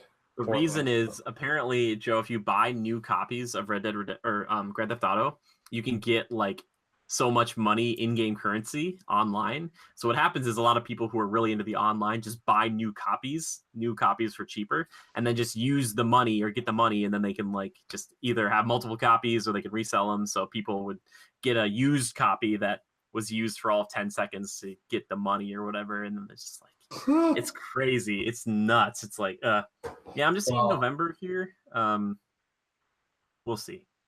We'll see. I'm salivating. Let's put it that way. I'm ready it's for it. described as an evolution of the classic multiplayer experience in the original Red Dead Redemption. See, I didn't play that, so because back in that time it was before I really got into online stuff, so I just was like, I'm just enjoying the first Red Dead. Also, last thing I want to say: catalogs, menus. When you're buying stuff in stores, looking through a catalog, freaking love it. I love it. I'm just like, look at this thing. Like, it's really well done too. Everything in that game. There's just so much. There's just so much. Man. Oh, and a little tip for everybody: do not punch your horse in the face. Yeah, it'll kick you. It'll kick you real hard. Yeah, I don't know what the whole like punch a horse, save a tree thing was, but I don't either. All I know is that guy tried to punch the horse. He did, but that horse got its revenge very quickly. It didn't fall down. It was like, hey, dang, screw you, man. Yeah, but basically a recommendation for both of us. If you haven't played Grand Theft Auto Red Dead Redemption before, this is a really good entry point. It's really, really high quality, highly polished, really fun to play. Some of the stuff at first might be annoying as far as like looting everybody takes a while or opening every cupboard to take stuff out. But after you get in it, you're just like, yeah, this is fine. It makes sense. There's a physicality to everything you do. It's tactile, which I think is really good. But yeah, we'd recommend it, but I want to kind of save my full thoughts for not only for the review in progress, which should be out by now, but the full review, and we'll be working on that online review too, because I want to play that with the gents and give a full thorough. Because everyone's like, "Here's my Red Dead Redemption 2 review," and I try not to look at those, but a lot of them it's like, "It's perfect," and it's like, well, everybody, can, we got time. There's still more to this product that we have to see, but yeah, Red Dead Redemption 2. Are you playing it? Please let us know if you are in the comments below what you like about it, what you don't like. Or maybe if you're kind of like, hey, you know what? I haven't played it yet. Would I like it? It's hard for me to think. I'm trying to think if what you wouldn't, like someone who likes games, what you wouldn't like about it. But if you like third-person shooters, if you like really well-detailed worlds and a good story, it's all in here. So yeah, let us know. If you have any questions, please tweet at us because we want to help. Like if you're like, does it feel like this or do they do this certain thing? Right, Joe? You know what I'm saying? I know what you're saying. You know what I'm saying. Perfect. All right. Well, we'll wrap up our Red Dead discussion for now. I'm sure we'll bring it back up in Timekillers, down the way. But we have been talking about it for over an hour, so that just kind of goes to show. Is that all? Yeah. I still got more. So my Palomino. Yeah, we're going to cut you off right there because I know that was kind of a joke, but I just want to make sure because it could have gotten out of hand. So anyway, Joe, I was down in Florida last week. Oh, God, why would anybody go there? Because it's magical. Okay, and like a lot of people it's like, okay, I went to the theme parks and stuff. Okay, that's kind of my thing. I was really lucky. For a lot of people probably know this, but maybe some don't who are new here. But I was really lucky and privileged as a kid. My family really only took vacations up to a cabin that we have here. It's pretty, it's pretty nice. It's not like a house on a lake like a lot of these cabins are nowadays. It's got some rustic charm to it, but it does have indoor plumbing and electricity, so that kind of puts it above a shack. Because up here you have to make that distinction because it's like you either have a shack or a mansion. Like that's really what happens. There's an in-between. Yeah. So, but besides that, I also was very lucky. We traveled a lot, but mostly we do yearly pilgrimages, maybe even twice a year down to Walt Disney World. And we would get annual passes, so we'd go multiple times. And as a kid, I was very, very lucky, and I didn't, really fully appreciate that until I, became an adult. But still going back there, a true pleasure for me, especially last few years. I've been going over to California, going over to Disneyland. And I know my mom at one point was like, Jimmy, you gotta make sure you gotta get back to your roots. You gotta remember where you come from. Like, it's like rivalry between Disneyland and Disney World people. Like, if you grew up with one, you're very much like, this is the one, and not that one's better than another. It's just that Walt Disney World's better than Disneyland. And that might like, no, I'm just kidding. I don't want to make people angry. It's whatever you like. I think Disneyland is like a shot in the arm, just like pure Disney. It's just like, oh, it's so intense. Disney World is just like, it's just the rest, or what I used to call it. It's the rest of the pizza, Joe. Disneyland's the best piece of pizza. Disney World is the rest of a really good pizza. And you're just like, it's too much pizza. And you're the one eating it alone. But I did have a chance. I went with Levi, but we went our first day. We went over to Universal Islands of Adventure. I've never been to Universal before. I know, it's like, because Universal is a bad word in my family. My aunt, who we travel with a lot, she would say like, yeah, I went to Universal once, we don't need to do it. Who wants to go there? So we never went. Jeez. Yeah, it was just like, we're not going.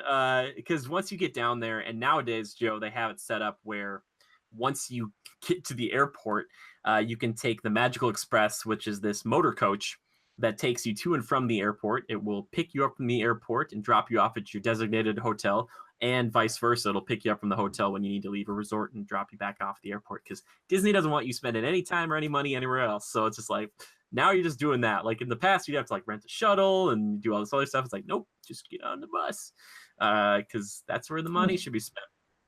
So basically, I kind of want to open it up to you, Joe. If you had any specific questions about Universal, Disney, or anything, I would love to just talk about it just for a little bit here, for anybody who's interested in Universal has the JP ride. Lay it on us. Okay, so let me just make a quick little timestamp here, You've Joe. always dreamed about going.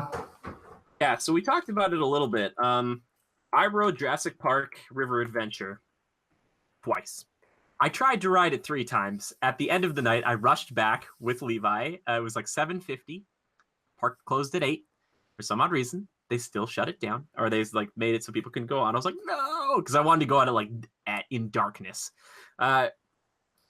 It has aged not maybe the best. So the problem is, this ride was made like concurrently when Jurassic Park was being made, like the film in 1993.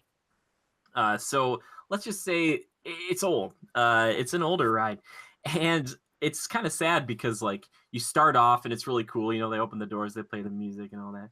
And the first thing you see is maybe one of the worst animatronics they have, which is really sad. But it's an Ultrasaurus, and it's basically like the Brachiosaurus, from the film. And it's just like this big kind of neck that's just it's just like hanging there until the boat kind of shows up, and then it's like it only moves because the boat came by. But it looks like there's kinks in the neck and like it's broken. Yeah, well, I mean, it's an animatronic in water, so I get that it's been there for a while. And the problem is, a lot of the dinosaurs do feel like, obviously, they're not real, but it feels even more so when they're kind of just waiting, and then they move because you showed up. And it's like they do need some work on it. So as a Jurassic Park fan, I was in heaven because it was just like, kind of being in the movie a little bit. But they're doing a Jurassic World overlay over in Hollywood. I wouldn't be surprised. I think it's coming also down to Florida, which is fine. And both times I rode it, Joe, for some odd reason. The first time they stopped us at the top of the drop with the T-Rex, and it wasn't moving too much. And they're like, please take off your hats. Please take off your hats. Like, people kept putting their hats on, and they want you to take your hats off because it's a very steep drop and they don't want the hats flying off or whatever. The second time, I wasn't really recording. Someone else was. They stopped us. They're like, please stop recording. So like this whole cool, crazy buildup, and then it's just like they stop it, and then the T-Rex is just like, and then and then like the music and stuff, I think, cut too. It was like, and they just go down a huge drop, and you're like, well, there it is, like Jurassic Park. But I loved it. So yeah, it's probably like it's like a 7 out of 10 maybe. I love water rides. I always say I'm a sucker for water rides. Is it like a circular raft? No, it's like they do have a version of that overseas, Joe. But this is like, it's just a big. Think of it's like a big, almost like a dinghy or something, Joe. Like a big kind of yellow raft, just like a regular boat. It sits a lot of people, and they do have like restraints on there because the drop and the actual hill climb for the end of it are pretty freaking steep. Like after riding that when I was doing Splash Mountain, I'm like, this isn't really that bad anymore. Like, because the one over at Jurassic Park, I think it's like 80-foot drop. Wow. And I think Splash Mountain's like 50, 55. It's pretty steep. Wow. Yeah, it's steep. But yeah, I liked, the queue line. I will say this about Universal. They have a lot of good covered queue lines, and there it was fun to watch these like old little videos, like John Hammond's in it. They have these other like spokespeople on there talking about Jurassic Park, and yeah, just being there was really cool. And I was just like, yeah, it's cool. It's there you really get the movie nostalgia experience. It's movie focused, right? Film focused, period. Yeah, for the most part. And some of that stuff does happen over at Disney as well, but this is very much like, and that's why it feels like such a hodgepodge because there's like a shot. If you guys wait to see the vlogs, you'll see it's like you look across the water and you see the Jurassic Park Discovery Center right next to Hogwarts Castle, and you're just like, Yeah, there's it doesn't like blend well or transition well. yeah, it's like, but I didn't get to go like in the main door for the Discovery Center, Joe, but I did get to walk in and see that skeleton where the T-Rex is kind of biting like the Apatosaurus or whatever, and it was just like Oh. almost a perfect shot for shot, like in this spot of like that room that they walk into for the Discovery Center. I was like, oh, like I was just like, like, I was just Wait, so happy. what, the Discovery Center, the pyramid thing from Jurassic World? Yeah, no, just like no, the Discovery Center in the first one where they walk in and the kids, these Oh, the grandkids, they run up and they're walking by the T-Rex yeah, biting. okay, Yeah, okay. They don't have, do they do any Jurassic World stuff? not yet. There was some stuff you could buy in the gift shop, but that's what they're transitioning over in Hollywood. And I don't know if that means take the T-Rex out, put the Indominus in. No. I don't. All I know is that they need to Just update some stuff. refurbish the stuff. Also, the hill climb to the T-Rex. So there's like a raptor off to the left that's like breaking through, and there's like electrical, and they kind of put a strobe on it, so it looks kind of scary. But then they have like this projector that shows like shadows of velociraptors, but you can clearly tell it's on like a screen. So it's not really that scary, like running kind of around. It's like it didn't look super good. It's like they put that there and there's like put it there, it's fine. Uh Almost like, yeah, it's only like 5-year-olds that read this. When yeah. there are like a lot of adults go there for themselves. Yeah. Got a little Big wet fan. on the ride. Not too bad though. That's the So only problem. Like, I would love, JP, great, and sounds like a cool ride, but then the fact that you get soaked. you don't get soaked. That's a common misconception there, Joe. You just have to be in the right No, spot. You have to sit in the correct spots, and then you'll be fine. the back. No, kind of like mid off to the right a little bit because there was a geyser that went off at one point and that would kind of make people a little bit wet. But yeah, if you Okay. stay kind of in the midsection, you're going to be better off. I think that's my experience.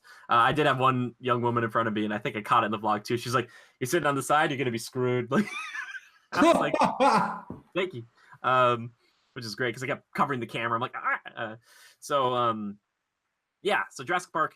I just loved being there. I would ride that ride as many times as I possibly could just to kind of stare at it. And I kind of want to go on there with like nobody else, just to be like, look around, just like, and obviously it gets cooler at night because like your mind starts to wander when you hear these things and you see like the bushes by the Velociraptor pen that's been broken out of. They shake a little bit and you're just like, oh god, what's in there? That's cool. Then Yeah, they it's ruin it with a projection screen. yeah. So it's like there's some really good thoughts in there because like they should have just played it a little more because like Steven Spielberg helped make this thing, but play it more like the movie where it's like don't show them everything, just show them a little bit here and there, and then maybe show like a really good animatronic. Uh, yeah, still cool though, still cool. But any other questions about Universal, Joe? The Hogwarts. Good. Queue line, for the Harry Potter's Forbidden Journey was probably the best part of it. The ride itself, almost made me chuck buckets. What is the ride? Yeah. Oh my gosh. Okay, Joe. So I like want to have like a little. Okay, here we go. So check this out. This is gonna be fun here. So you're sitting one of four spots right here, and you're facing one direction. You were actually on a thing that's like it's almost like a cherry picker. So basically, what happens is during this ride, they'll bring screens up in front of you. They'll be kind of animatronics, but you're going like this. And then sometimes, for funsies, you'll flip up and around and look at something else and like move around because you're like on a magical bench that Harry or Hermione like she enchanted. My thought was, So what was the black thing? That was like a post or a boom that yeah. mounts to So the bench? Okay. I was thinking of you, Joe, because like during the ride sometimes, because I was like kind of losing it, I'd look off to the right to look at the other ride vehicles. So it's basically also think of like a window cleaner, Joe. You know those like things that have Yeah. like the X's. Yeah. You're on like the top of one of those basically, and it's just like shaking you around and like kind of moving around like that. If that makes sense. I know Oh. it's very weird. It's very high tech, but my thought was, and they probably thought of it too late. They have a ride over in Disney World now where you're like riding a banshee from Avatar, so like those kind of flying dragon things. Why couldn't you try to take and adapt that technology and make it so you're like riding a broom? Because honestly, and I'm not the biggest Harry Potter fan, I like it. I did the Pottermore quiz. I got a Newfoundland for my Patronus, and I'm in Gryffindor. But I never thought to myself, you know what? My favorite Harry Potter experience would be a magical freaking bench. Like it's like you sit on this thing. I'm like, could you have made it like a broom? Could you have tried to make it like a broom? And also to get on this thing. So Disney has these two. They're kind of like these omni mover rides where you typically like it's always moving through. There's always these carts moving through, and you get on a moving walkway and you kind of match the speed and you hop on. This one, there's like it's like 4, 4, 4. So like you have to get in this thing. Moving walkways moving pretty quickly, and they have like various speeds of moving walkways. So like you're trying to get on this thing, first danger right there. You're like trying to get in this thing, and you're like, oh my god! And then you get in, and for a little bit, it's just like mirrors and lanterns, and they're playing the Harry Potter music, which is kind of a cool intro. But you're like, what new hell are we gonna get into? And then when the freaking bench takes off, it's just like. You're like, oh my god! So you're strapped in, right? Like, yeah, you're strapped in. But they never stop moving. What if somebody doesn't get their stuff set? They make sure the Universal employees are like, we're I guess we're kind of paid to make sure you get in there. But they have weirdly before you get in there, they have lockers and stuff. They want you to put your stuff away in, and they have that for a few rides there. But it's very dark and very weird in there because you're like running into people. You're like trying to like put in a code or like scan your card so you can open up a random locker somewhere. But anyway, so you get on this thing and there's like a mix of practical effects, but then there's like a bunch of screens, and sometimes the screens don't necessarily line up with your bench, which I'm just gonna keep calling it a bench. And then you'll be flying around, but then it'll be like an animatronic Dementor's in your face, and you're like, ah! Like it's so much. And they have so many cool things in there, like the Whomping Willow, this big tree that like smashes you, but you only see it for like 3 seconds, and you're like, that's a real practical effect. And it's like back to the screens, like, and the ride like makes no sense because you're like, you're gonna fly with Harry and you're gonna go to a Quidditch match, but it all goes to hell, and like it's just like, when are we going in the forest and there's a dragon, and oh man, yeah, so good, but will make probably everybody sick. And I'm sure some people out there are like, Jim, you have a weak stomach. Sure. Granted, I used to have a weak stomach, but now after that, I wanted to sit down for a bit. I was like, okay. I really wish we would have gone together. I would have had a blast. Dude, we could still do it. I would still go with you. I would go on there and then I'd get off like the ride with you and be sitting on a bench and be like, you know what I'm talking about now? And you would have been like, also right after that, I went and did Hulk, which was so freaking intense. That was one of the few times that I almost literally threw up. I like got off and I was like, that with Harry Potter was a little too much for me. I was like, I pushed myself pretty far because the launch of that, like most launch coasters seem to be flat. This one's like at a 45-degree angle. You get in there, it's just like boom, and you're just like, so intense. Like I was like, most launch coasters are just like, yeah, this one's like 45-degree angle. You're just like, yeah, vomit everywhere. It does bother me because I look at Marvel Land, and Spider-Man was one of the best rides I think I've ever been on. It's so freaking good, and it's older. But the rest of Marvel Land looks kind of like garbage. And I say that with love because I love Marvel, as you guys know. But it was made a long time ago, so it's like all these big comic book characters, and there's like cutouts of them that almost look like paper, or cardboard. But the theming seems so lax compared to what it should be today because Marvel and superheroes didn't have as big of a following as they do now, and they deserve to have that full theming treatment like a Harry Potter world. And just by comparison, you look at like the Hulk and it's like, yeah, it's an intense roller coaster, but it's just a freaking green roller coaster. The Q line has got like a bunch of cool like tech and weird stuff, and it's very loud though, and it gets a little annoying. But the rest of the Hulk ride is just like, so we're the Hulk, like we got transformed and then we just start jumping around together. Like it just feels so like, Yeah. But yeah, so overall, Universal Islands Adventure, which I chose as opposed to going to studios because there's more over there that I was interested in personally, and Levi wanted to see some of the Harry Potter stuff. There's Diagon Alley, which they put into the other parks. So they're like, if you want both, you have to take the Hogwarts Express, and you got to pay for both. Yeah, I wanted to see Mummy and Transformers, but that didn't happen. But Spider-Man is very freaking good. And that was the first ride we did there. What about Jaws?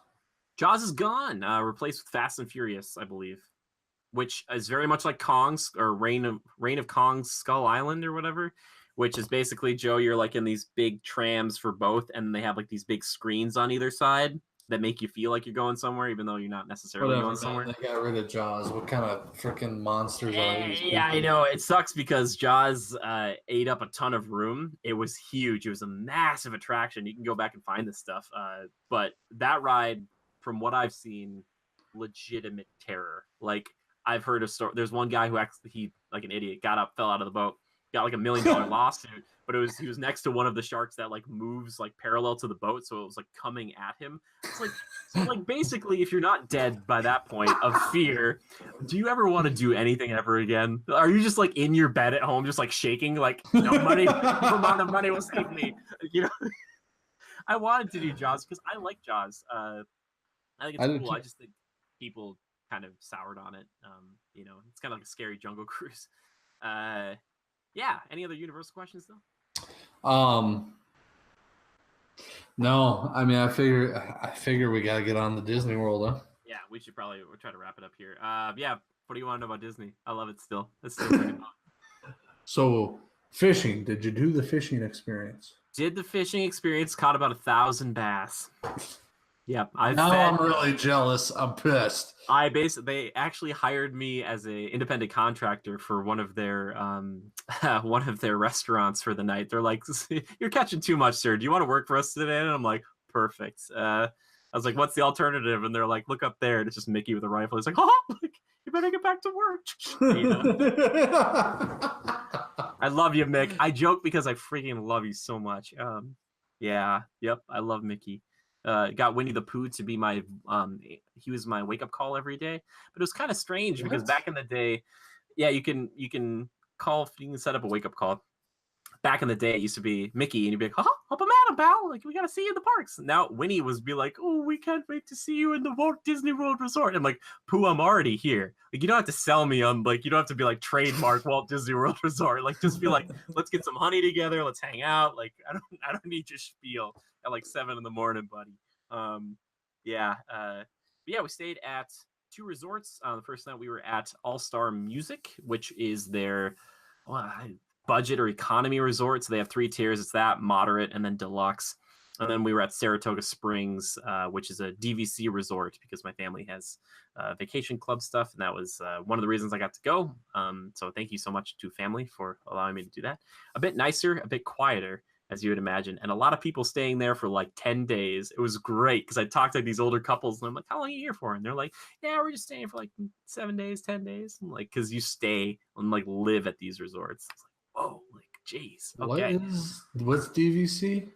Disney Vacation Club. Basically, it's like a thing you can buy into, and then you get a certain amount of points per year because you buy into it, and then you can use those points on various resorts to stay there, like per night. So it's just a different way. It's supposed to incentivize you to come and stay at particular nicer resorts, and also for longer periods of time, even if they aren't the nicest resorts. But yeah, Saratoga Springs was nice. I didn't know about that. They even mentioned Saratoga in Red Dead Redemption 2, because apparently Saratoga Springs in New York, known for horses and stuff. Didn't know that.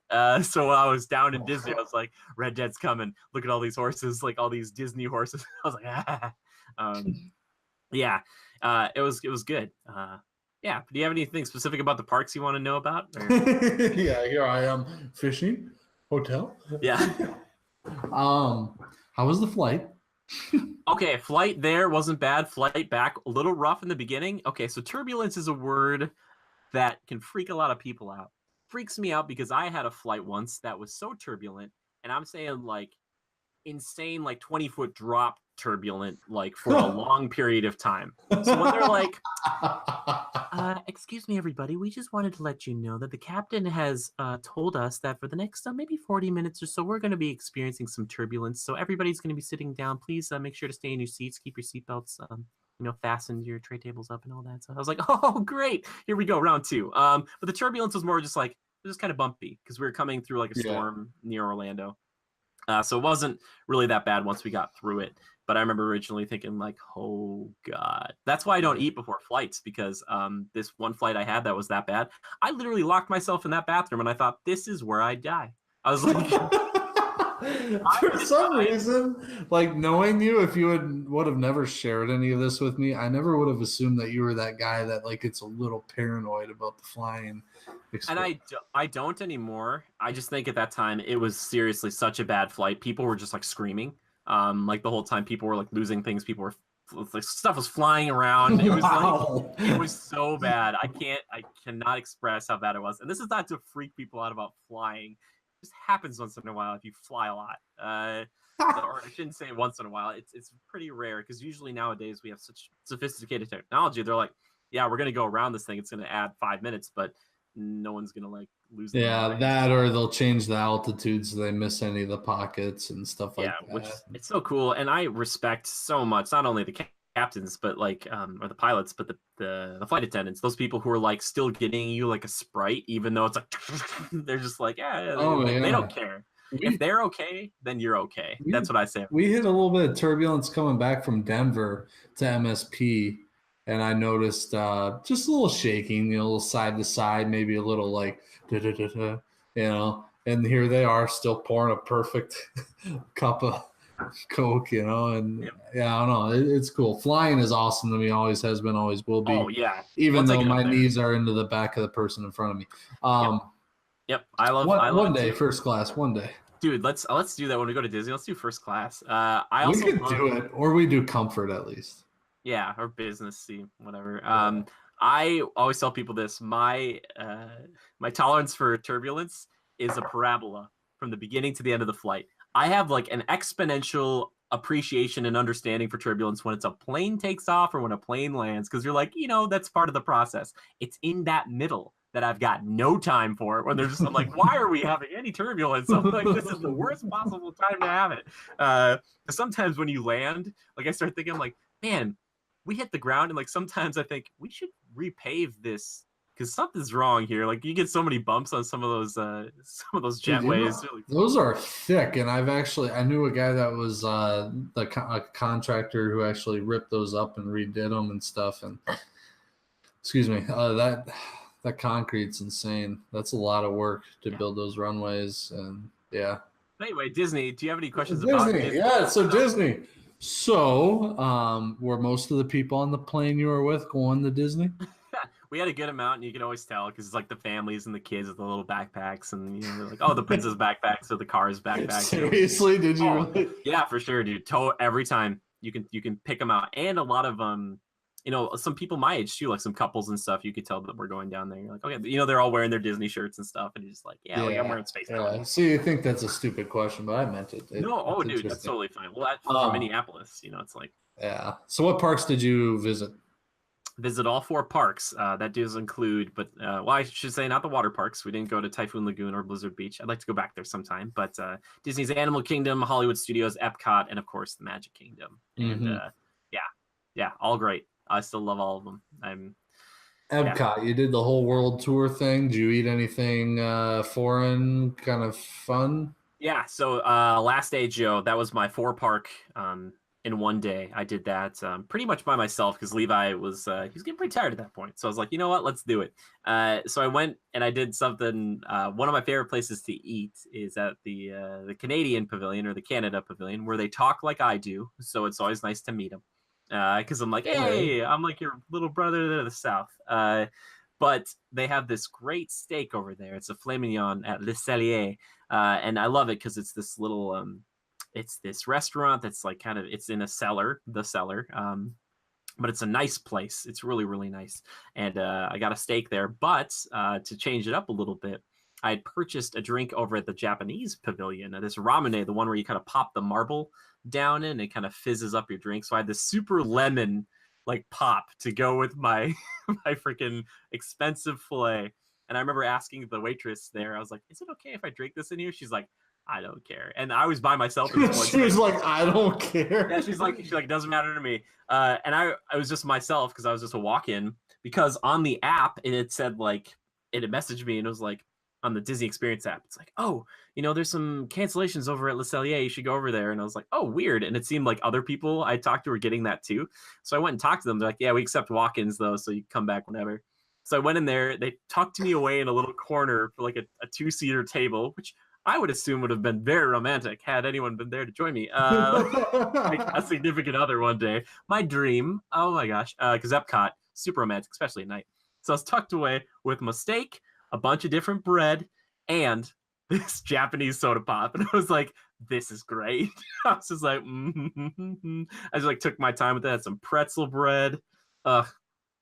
See, those are the kind of things I didn't really experience when I was young, because it was like, yeah, there are so many things at those parks to appreciate as an adult. Yeah, and I think if I could go there with someone like you, they're doing Food and Wine Festival there too, so they have all these other little pop-up shops that represent other countries that aren't represented there year-round. So you could get different foods from everywhere if you wanted to, as well. I was like, I just want this steak. I know it's not really fancy or different, but this with a cool, weird Japanese pop, gonna call it good. Like I was like, here we go. That's really cool. You did that. You're one heck of a guy. You did that alone. I admire that. I'm used to doing stuff alone.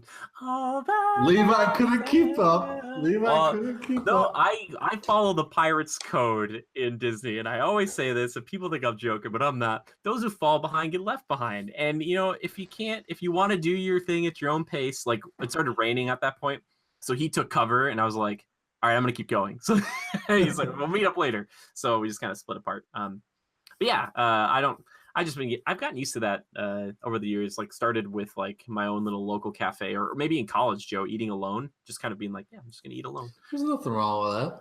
Yeah. I did it from time to time when like between college and now. I like it just because it's like I find it restful, like because I'm always talking, and it's nice to just kind of turn down for a little bit and just be like, Definitely, yeah. I agree.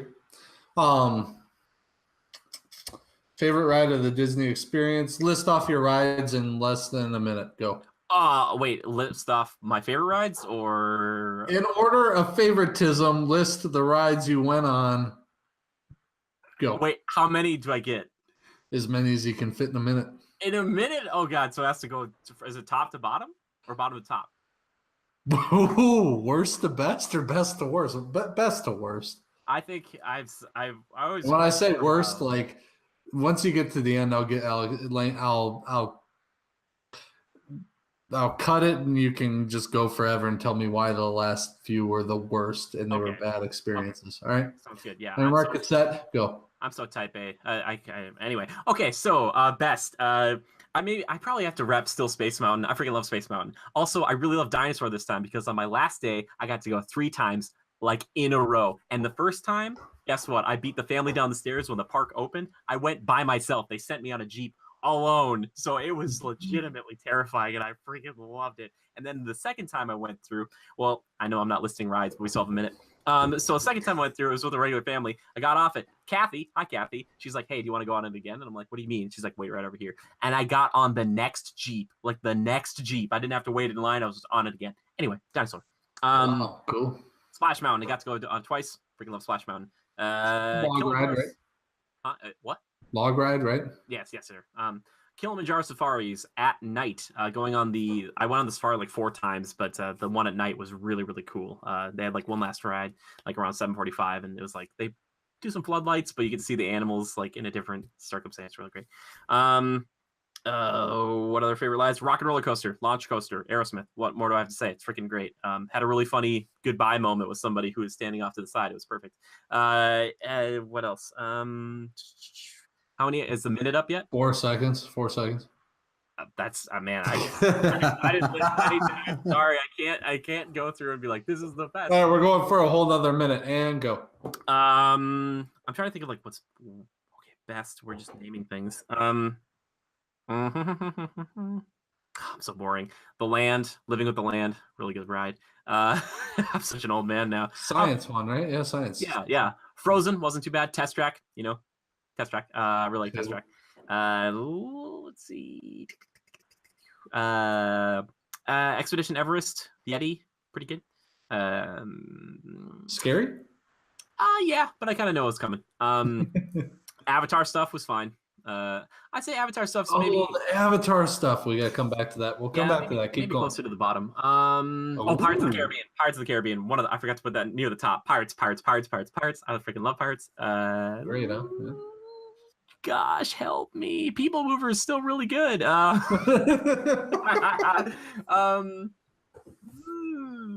I think Jungle Cruise. Oh, we had a really good Jungle Cruise skipper. Sedona, if you're watching, we love you. Thank you. You were honestly the funniest Jungle Cruise skipper I've ever had. Was Dwayne Johnson there filming? No. Even though I've heard that he does it at Disneyland sometimes, like he's gotten on a few boats and taken over. Which I'm like, come on, dude. Cool. It's their job. I don't know what else. Have we used up that other minute yet? Yeah, that's pretty much it. Okay. Anyway, Pandora stuff. Let me just talk about that briefly. Coming back to Avatar. Oh yeah, and the Toy Story stuff. Ooh, really? Ooh. Start with the Toy Story stuff. Overrated. I saw more people run towards the Toy Story stuff in the beginning of our rope drop day at Hollywood Studios than I do at Black Friday. People want to get on this stuff so badly. Slinky Dog Coaster, it's fine. It's cute. Nothing crazy about it. The Alien Swirl or whatever it is, that's actually a pretty fun little ride. And Toy Story Midway Mania is just like a video game kind of ride that I've done before. It's fine. I think Toy Story is really overhyped. I know a lot of people love it. I understand you. I appreciate you. I know you're angry. But for me, it never really held that kind of love. And I was like, Avatar stuff. Theming is great over there. I didn't go over there at night, unfortunately, to see it. The theming is still really cool. We met some cool new people over there. Hi to Rachel and Jenna, I believe. Hi, R-Star and J-Star. But they cut me off in line, so then we became friends. But we went on, the first thing we went on was Flight of Passage, which is the one I was talking to you about, Joe, where you kind of sit on this thing. It feels like a bike. And then they put this screen up in front of you, and it feels like you're riding a banshee from Avatar, which, again, these kind of like dragon-like creatures from the movie Avatar from Pandora. And they have like these kind of simulated like breathing in between your legs for the banshee, which is kind of cool. I kind of wish I didn't know about it, but it was still pretty neat. And that ride, you wish you didn't know about it, just because like it was so cool. Like it would have been so cool to be like, oh wow, they thought of this stupid like little thing, because like they didn't have to put that in there, right? But they did. And that ride was cool, and it was fun because like in that one, as opposed to Harry Potter, I felt like I had a little more control. They kind of put this back restraint up on your lower back to hold you there. And kind of lock your legs in, but you can kind of move around like this. So sometimes when you're flying, it felt like you were kind of steering your banshee, and you're kind of like, oh, cool, like as if you would ride it, you know? Yeah, but how does this work? This is like a bicycle thing on a track? Yes, no. So basically, there's like, I don't know if it's like 6 or 8 seats, but you all sit. And you look at a big screen, and you're all right there together. And I don't know how they move. So it's stationary, and it moves up and down and around. It must move a little, but then they put this thing, big visor behind you, and then the screen is right there, and then you're just like, you're in there.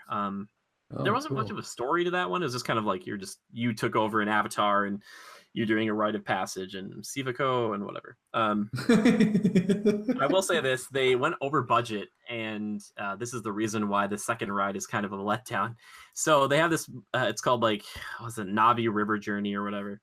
So you get in a boat and you basically just like go around in the dark, and there's like, it's like pretty well themed. There's a lot of foliage and stuff. And then there's like one animatronic at the end, because there's like screens dotted here and there. There's like one screen where it looks like one of the Navi, the blue people or whatever. But there's one really good animatronic at the end, but that's it. Originally, this ride was supposed to be longer. It was supposed to have drops and stuff. But I'm really glad we used the fast pass for that one, because I was like, this is not worth like an hour and a half wait or 2 hours. I was like, this is not worth it. I'd rather do Pirates of the Caribbean, which is I just think a better ride. Yeah. Do you have any other questions about Avatar, Joe? So construction ran over budget, huh?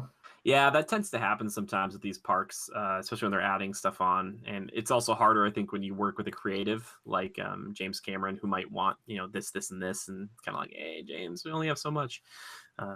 Yeah, but it fits into Animal Kingdom well enough. And also it just pulls people away from my other favorite attractions, which is something I really appreciate, because they need to fix the freaking Yeti. All right. Because over at Expedition Everest, they have the biggest animatronic, like almost ever, almost anywhere. And it's this massive, really cool, like lifelike Yeti, this like 30-foot tall thing. It's terrifying. Used to move.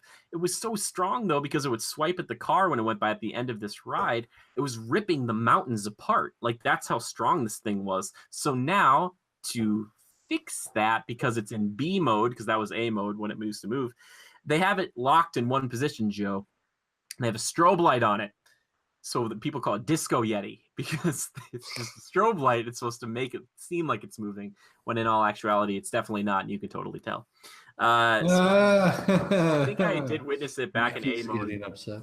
Yeah, back in the day, I did witness it in A mode, and I think I remember being like, "That was legitimately scary." But now it's just kind of like, so please fix it, Disney. I know it's hard, but Avatar's open now, so shut down Everest for a few months and fix it, please. Thank you, because the animatronics on Dinosaur are much better right now because they actually move. Which I was gonna say, if you like Jurassic Park like I do, and you're looking for the best dinosaur experience, honestly, Dinosaur, the ride over in Animal Kingdom, is a better ride. It's just technically better, like in every way, and you don't get wet on it. So that's good. Those are pluses. But here's the thing: is at JP and Universal, you actually see like it looks like the T-Rex from the movie. That's true. That's true. But sometimes that T-Rex isn't moving, so it's just like it's like move. Sir, please take off your hat. Yeah, exactly. I was like, it's just like the just imagine if at the end of Jurassic Park the Velociraptor is about to jump on Alan and everyone, and it paused. And like, if you'd like to pay $2.99 to see the end of this movie, it's just like And then because they paused it at a weird moment, the dinosaur doesn't move or anything, you just go right by it, like yeah, exactly. And that's what happened. I was like, really? I will say this, at the end of Kong, besides they had all the screens, I sat on the right side, and you can actually see the giant Kong head, which is really cool. That is reminiscent of the old King Kong they used to have there, which that ride, I've heard it was crazy. That ride was nuts. But Universal's all about the screens. I'm not a huge fan of the screens myself. I'm more into the practical effects. So Disney's still doing a bit of both. Why does Disney have Pandora again or Avatar? So Disney basically did a deal with James Cameron for like park rights and stuff, and maybe even Fox at that point. I don't know exactly how that worked. And that was before they owned Fox. And now that they do own Fox, makes sense. But if you look at it, and other people have thought about this too, besides Star Wars, besides Harry Potter, what was going to be the next big thing? And when Avatar came out, it was such a huge deal that Disney was probably like, hey, let's get this in the works for part of one of our parks because people seem to freaking love it. And they're going to make more of these probably. So it took a while, but then they put it in. So for us, it's like, well, why did you put this in? But for Disney back in the day, it was probably like, this is a smart business move because people are going to love this. It's going to be a new Star Wars. It's going to be a new Harry Potter, and we're going to have it already. It obviously have lines and people are really excited about it, but I just don't really care about Avatar. I know they're making like 4 freaking sequels, so it's like I'm sure it will do well forever. But that was a Fox property, huh? It was a Fox property. That's correct. Wow. Now it's a Disney property, and this is before Disney bought it. So funny. They're probably like, perfect, cool. Yeah. Oh, I did Mickey's Not So Scary Halloween Party. So if you don't know about that, it's an extra ticketed event, as you would call it. So you have to pay a little bit more. What do you get with it? So besides the fact that you have to have a ticket to be in the park from the time that it starts, which is 7 to midnight, I think. There's trick-or-treating, so you can go around and get a bunch of candy. They have a special... What? From who? They have various like stands with employees around, and they have like big buckets full of candy that they just kind of, oh my gosh, I'm so excited. I thought you actually threw candy into something. I was like, well done, sir. Thank you. That was exactly what I meant to. Man, being an employee at Disney, you gotta get in the park, you gotta get to your station, or you gotta get dressed and then your outfit, then get to the station, then you work there for it. Some people came in dressed. It's fun and great. I think a lot of them, from the ones I talked to, it sounded like they loved it. It sounded, some of them, especially with like the service and the bus people, specifically the people who are driving and stuff, they sounded very appreciative. They're like, yeah, I love being here, and it's cool because you talk to these people and they're like, yeah, I've been here for like 10 years. And you're like, if they didn't love it, they probably would have found somewhere else. And this is not to throw shade at Universal, but in my very brief experience at Universal, which is probably not fair, Universal's best employee or cast member is not as good as Disney's worst. Disney is about the people, not only the people you get to hang out with this, because like everybody else is there, like on vacation too, and you get to talk with people, which I love doing because when you're by yourself, you get kind of ingratiated into other people's families for like a ride or whatever. But the cast members really go above and beyond to make everyone feel happy. Let me give you a quick, brief example. You'll see this in the video too, but there was these 3 cast members on my last day over at Hollywood Studios, or MGM as I like to call it, and they put 4 lines of tape on the ground. Joe, did I tell you about this yet? Nope. So basically what happens is, like, you look at this tape, this little box, and there is this little kid next to it, and the kid would step into the square, and they would clap and cheer, like, yeah, yeah, yeah, yeah. And they would do that as long as that kid was in the space. They'd step out of the space. They'd stop. And the kids step back in, yeah, they cheer or whatever. So basically it was just like fun for the kids, fun for anyone who accidentally walked through it. So, as a very self-indulgent vlogger, I would have opened one side of the box and been like, oh, I'm standing in it now. I'm going to be standing in it when I'm way down there, too. You better keep clapping. I don't think, I suppose they would have let you do it. So I decided to go around and do it myself. So I was like, I step in it. They're cheer, cheer, cheer. I step out. I step in, cheer, cheer, cheer, step out. I was like, as there's a line of like 20 kids, like, I want to do it. And Jimmy's just like, I'm going to hang out here. Hey, man, I'm a kid there too. I paid to be there. So I was like stepping in, stepping out. And it was really fun. I was like, all right, one more time. And I stepped in, like, yeah. Then I left because it was like, it was so much fun. And what was it? It was 3 cast members, 4 pieces of tape, and just enthusiasm. That's all it was. And it made like a freaking amazing memory for not only myself, but like the kids who were around there, anybody else who's like filming this, checking it out. And it's so minuscule, but it makes all the freaking difference. Like, seriously, that is literally the Disney difference. What were the cast members? What were the cast members? Yeah, who were they? They were just 3 young women who were just like in typical, it was like Hollywood Studios gear outfit. They weren't like anything special. They were just there just to greet people as they came into the park. Oh, okay. I thought it was gonna be like Princess Jasmine or something. No, it wasn't anything quite like that. No, you couldn't just walk up to those people. You sometimes accidentally think there's no line for them, and then you like see a huge line like over here. I was like, no, really? Yeah, for people. Yeah, meeting characters, big business there. Big business. Yeah, yeah, yeah, stuff like that. I didn't know. Is really cool. But anyway, Mickey's Not So Scary. Besides that, like I said, trick or treating.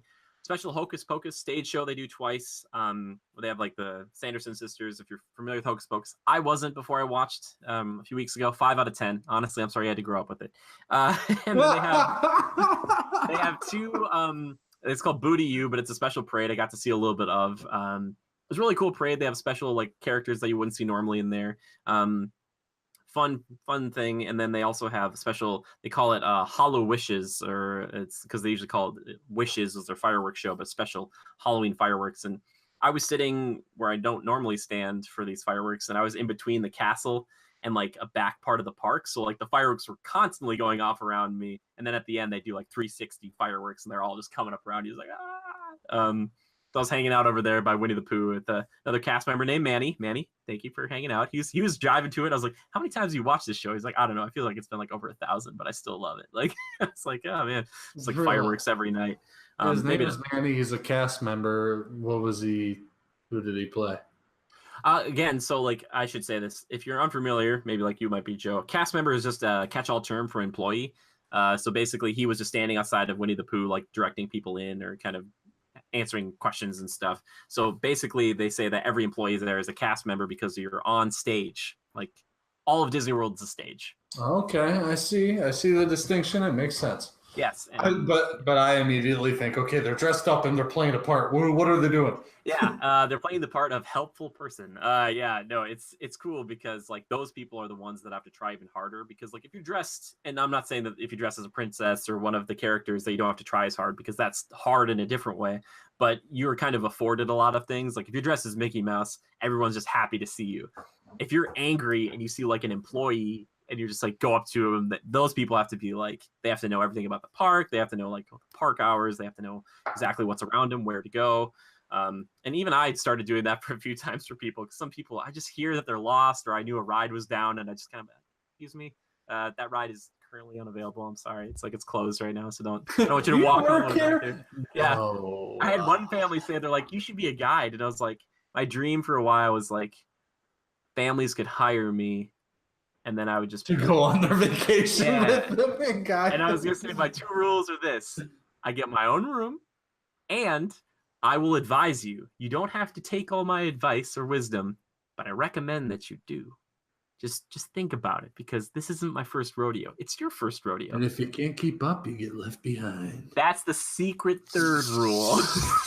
No, I couldn't. See, if I was going down that frequently, I don't have to get my money's worth then, because I'd just be like, we do whatever the family wants to do, because, at that point, I wouldn't be like, we need to do this and this, and like the kids are just like, please stop, sir. Like, you're gonna keep walking. My feet hurt.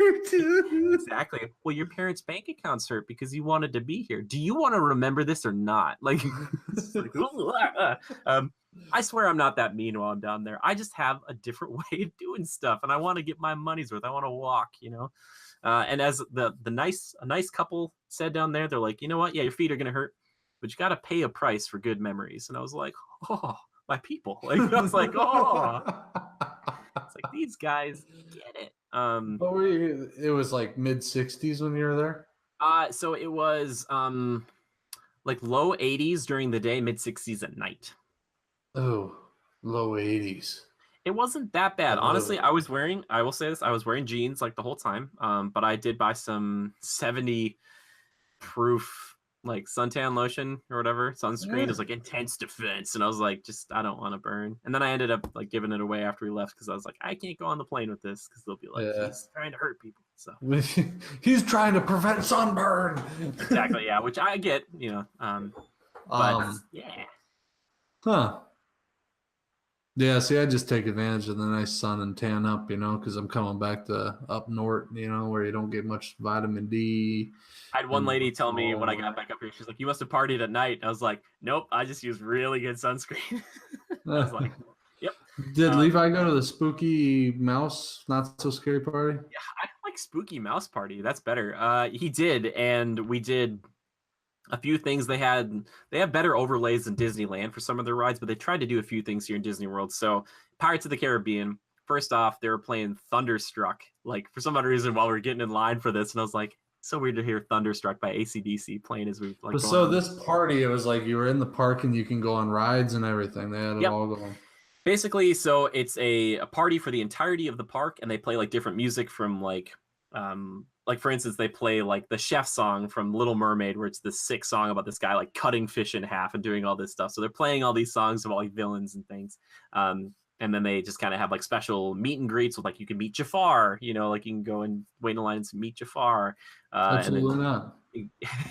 Joe's like, no thanks. But in Pirates of the Caribbean, in the line, they had a few actors that aren't normally there, and they're looking for Gunpowder Pete. And they actually have a live pirate in the ride at one segment who like heckles or talks to the boats as they go past. So just like a little thing there. And then my favorite, the most hilarious thing, Deep Space Mountain. Basically what they did is they just cranked up some weird different music in there, turned off every single light in the ride, so it's just like almost pitch black in there, as opposed to normally being like a little bit of light. And as someone who went on it a bunch, I kind of had memorized the tracks, so I knew like which parts were going to happen. But I was thinking, all right, Disney, you're saving some money on the electrical bill here. You're just like, we'll turn off the lights. Deep Space Mountain. Like, they're like, so you're just in pitch black dark. You might as well shut your eyes, and you're just being whipped around. I would recommend not shutting your eyes on Space Mountain, because the first time I ever rode it, I did that, and then I chucked buckets minutes after. Because the whole world shook.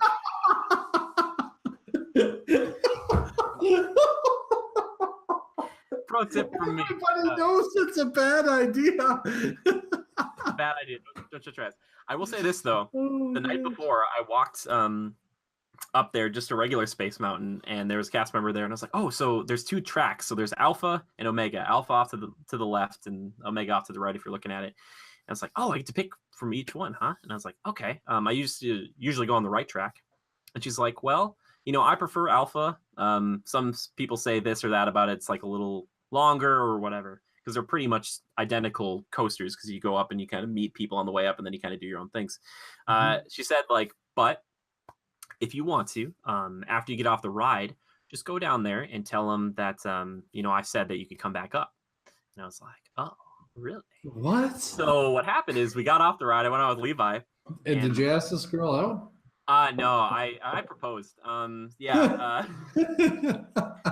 So I went. I was like, so we're leaving. We're going out the exit, and I thought they were redoing the exit for the Tron roller coaster stuff, which makes no sense now that I know it, because they're refurbing the old exit, which is like this kind of moving conveyor belt, like you see at an airport, like those moving walkways. Mm-hmm. They're refurbing that. So we're walking out, and I'm following this other different way she told me to follow, or these people told me to follow. And Levi was following me. I was like, no, Levi, no, you go over here, because he didn't want to ride it again. So I went back up. And I was like, hey, it's me again. And she's like, oh, yeah, here you go. You can go on this other one. So, like, she thankfully... Was there not like an insane line waiting to get on this thing? And she just let you go? I mean, it was like maybe like a 15-minute wait or something. I don't know. I was like, seeing like people were walking on. It wasn't that big of a deal. She's like, you know what? Just tell them that you want to come back up or whatever. And I said you could rewrite it. And so that way I was like, cool. I was like, because I was like, I think I even handed her a card. I was like, I'm a critic. I was like, so this will be a good way to... You're a critic. I was like, she's like, I'll let the critic go again. Yeah. I could say that I still prefer the Omega track, which is on the right, just a little bit more. I feel like there's a bigger drop at the end, but both are great. You can't really go wrong. I love Space Mountain so freaking much. I really do. Goodness gracious. Joe, I was thinking about this, though. We're taller gents. Mm-hmm. You're a bit taller than I am. I was like cramming myself into some of these seats though for Space Mountain, because it wasn't like built for super tall people. And I was thinking, I was like, oh, Joe, I wonder what he would be like if we put him in the front. Your knees would be like up to you'd be like, I'm like crunched in there. My feet are like dangling off the front of the freaking train. They had these ridiculously funny. It was on, I think it was for Flight of Passage, and then maybe also the Harry Potter ride or something. It was like, it was a warning that said like, and it was written, so they didn't say this, but if for people for certain body types, might not be able to ride this attraction. So what I was thinking is, right next to the part where you can like measure how tall the kids are, there should just be like a large indiscriminate blob. And if you fit in the blob, you can go on the ride. But if you can't, then you can't. Because I was like, think about if you waited 3 hours and then you couldn't get in Flights of Passage because of one thing or another, and you're like, I waited 3 hours for this, and I can't get. They're like, sir, we can't. The restraints don't work on. We can't. Like, you know, well, like I got a broad chest, you know. Like, sometimes I have trouble. Like I'm like, and this is not to like. It's not to like, you know, poke fun at people who do have disabilities and problems, but it's just like some people like they have test vehicles out front, so they kind of are like, all right, can you get in this thing? Because like we don't want you to like get up there, and you're like, oh, I can't. Yeah, exactly. Because these rides were like made to be like a one size fits all, but that is clearly not, the case for everybody. Everything has its limits. Yeah, exactly. But I just thought, do you see some like fairly hefty folks? Yes. And it's disconcerting that a lot of them use rascals. And here's my reasoning behind this. There are some people who are there who are too old, who are who have a disability, broke a leg or whatever. They have to use these things. I totally get it. I really do. However, there are some, and I hope it's a minority, but there are just some where it's like, I swear they only got it because they literally didn't want to walk. Like, we could rent one, Joe, and just be like, I just don't want to walk. I don't know if there's like, you have like, signs. I think it would be awesome personally to rent one and just be like, I have been clipped by one of those things, so I'm probably biased, like rip my heel open almost. Because some people on those things think they have the right of way forever. They will run people down. It sounds really bad. Get left behind, get ran over. Again, I'm not trying to poke fun at anybody who is, and also some people, they are just like, it's like they're too big, they just cannot physically walk around the park. And it's like, okay, that's fine, but like some of these people, not only are they cutting you off while you're walking, but they're also getting to the front of the lines, like all this stuff. It's like, oh, okay, all right. Like walking is a part of Disney. I know it sucks, like, but it's good. What if it's everything was a moving sidewalk there? I wonder if they've ever considered it, but the problem is like if you tried to like get to your family and you're like trying to jump from one that's going this way to another that's going this way. It would be a lot of accidents waiting to happen. Like Haley could barely handle a moving sidewalk at Minneapolis airport. She was afraid, like, oh, how do I get off? And they had those, yeah. I thought they had some of those shut down while I was there, but thankfully they didn't. Not all of them. There was one of them that was off when we were there, but. Please let me know if anyone else has been to Disney World and has experienced, like, there are some people that I legitimately know don't need it. And it's sad because like you see them like cut off a family, like to the front of a line, or it just seems like, it's like, it's very frustrating and there's some people there who actually legitimately need them who might not get the chance to have them then. I don't know. But so how did it work for them when they tried to get on a ride, some of these people? I didn't see it too often.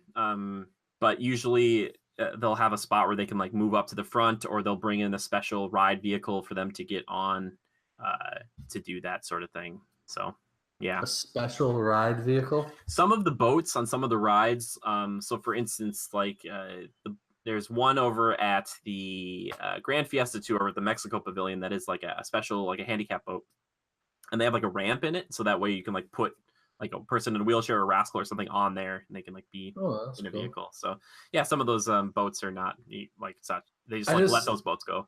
Was there like some, I'm not being discriminatory, I'm legitimately curious, was there some 350-pound person that tried to ride Space Mountain? Not that I saw.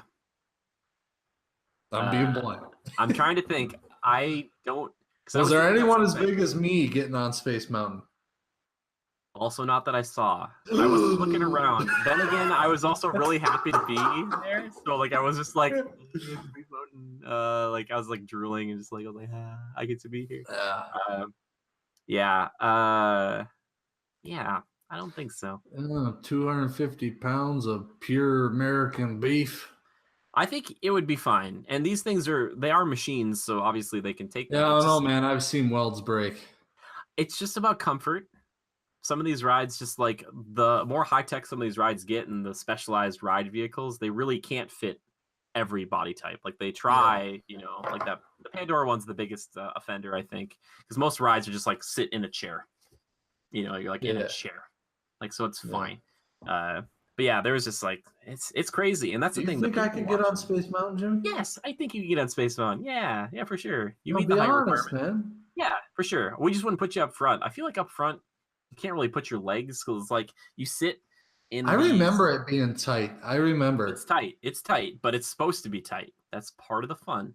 But if you sit up front, you can't like put your legs underneath the person in front of you's like armrests. That's kind of how if you sit in like a back spot, because up front you're kind of you gotta crunch your legs a little. But for me, I was like, put me up front, baby. Like I was like, let's do it. I was like, which I was happy to report that Deep Space Mountain was a lot of fun. I didn't get sick. I thought I was going to get really sick on it, but I was like, no, I knew what was coming.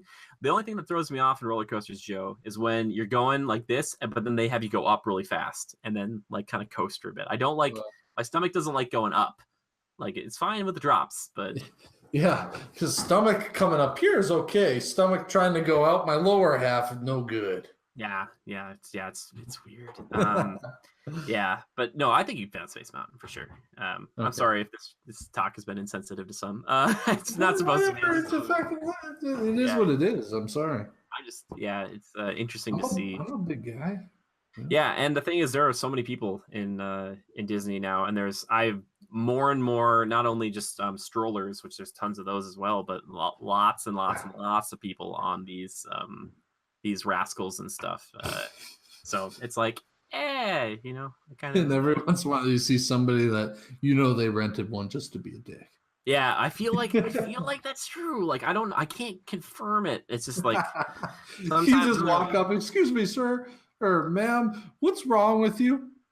Well, just like when we got off Flights of Passage, there was like rascals lining the hallway, and it looked like there was one person's job was just to like find people their rascals. Like, oh, if you can't find yours here, sir, it's probably around the corner. It's just like, okay. And I don't want Disney to be like exclusive. It's be like the young and fit survive in Disney. Like, you should be able to, like, anybody should be able to go to Disney. And I'm not saying that you shouldn't. It's just that like it is a lot. It's just It's a lot of considerations. They want everyone to be happy, and I want everyone to be happy. And you know what? Rascal people, you do it. You do your thing. If you need to use your rascal, I want a Segway. Honestly, I just want to be like, yeah, that would be cool. Just roll up to a line, park it at the gate, and hook it to. oh gosh, I think they do Segway tours of Epcot in the morning, like before it all opens up at World Showcase, or they used to. And one of my favorite things, Joe, is speaking just a little bit of the native language of the people who work there, because that's so much fun for me. And their faces light up. They're just like, oh, some random dude just said something in my native tongue, and I'm like, it was horrible, but he tried. He tried. Yeah, it's fun because I remember I think I was talking to this young woman who's working at the Japanese pavilion, and she's like, "Oh, you speak Japanese?" And I was like, "Just a little." Like I was like, "Not really much anything," but I tried, and she appreciated it. Or like when they're asking me to go on the boat ride Grand Fiesta tour over in Mexico, she's like, "Oh, how many?" I'm like, "Uno," and she's just like, "Oh, very good." And I was like, "Yeah, gracias, senor." Uno. Yeah. Wow. Uno cerveza, por favor. They don't like me there. That's all I talk in Red Dead. Quick story quick about this restaurant that's there. Well, I'll never forget this, and my family won't either. We went in to go get dessert at this kind of nicer restaurant that's at the Mexico Pavilion, and it's this nice like white linen cloth, tables by the water, very similar to Blue Bayou over at Disneyland. But we had this waiter there who was just kind of like, "Oh, like so what are you guys in for tonight? What do you want to order?" And we're like, "Oh, we're only in here for dessert." And we kid you not, like my family, it happened. He like leaned over and was like, "Cancel the chips!" Like he didn't shouldn't take like the free chips because we weren't there for a meal. And I was like, not a very Disney thing to do. Well, no, he said. Wait, I think my headphones are having problems. But say it one more time. You were in there for dessert only, and you told him that, and he's like, "Cancel the chips." Yeah, exactly. So he's like, if you're not, because basically it's like, if you're not eating here, then you're not getting the free freaking chips. But you like, are eating there. You're getting dessert. Here was his thought process: is he didn't want you to have something salty and chippy to go along with some sweet cake. It's perfect just not a ice combo. Well, we're gonna probably get fried ice cream or something. I don't remember. It's still a fun memory. Yeah. Cancel the chips. I will say this. Last little story I'll tell. I went to a few stage shows there, and the best one, and I really didn't think it was gonna be good, the Frozen sing-along. I didn't expect it to be good at all. I figured you go in, it was literally like they had a screen, they were showing like the bits of the movie, and there was like you could sing along, and the whole crowd was singing along because it's a bunch of little kids, a lot of young girls and stuff, boys too. However, the best part about this show is not that they had like the actual characters from Frozen out there. These two storytellers, the historians, were kind of going through the whole like plot. They were like stand-up comedians, and the best possible thing happened. There was an old man in the front row who had fallen asleep, and they started to rail on this guy, and like they wouldn't let up. So like they kept making jokes about him the whole time. Dude finally woke up, and I'm in the front row too. I'm like watching this, and they kept making fun of him, but it was like a jokey way. So they'd be like, "Hey, did you fall asleep in Arendelle History 101?" And she's like, "Yeah, well, can you blame me? I'll sit next to that guy." And like they just kept at him the whole time. That's pretty good. And tasteful. Breaking, like it was SNL style, where like they couldn't say their lines, and you could tell that this doesn't happen often because like the one guy, because it was like a guy and a woman, they were kind of telling the story. He was like starting to like almost cry, and like you could tell that the other actors up there who were like the actual characters, like Anna and Elsa, would say like a line they're supposed to, and this guy was like, he would like take a minute, and they just kept looking at it, and then like everyone, like all the cast members around, everyone was just like dying because this guy was like the perfect joke, and it was just handed right up to them like in the front, and he was just like this for the beginning. It was like you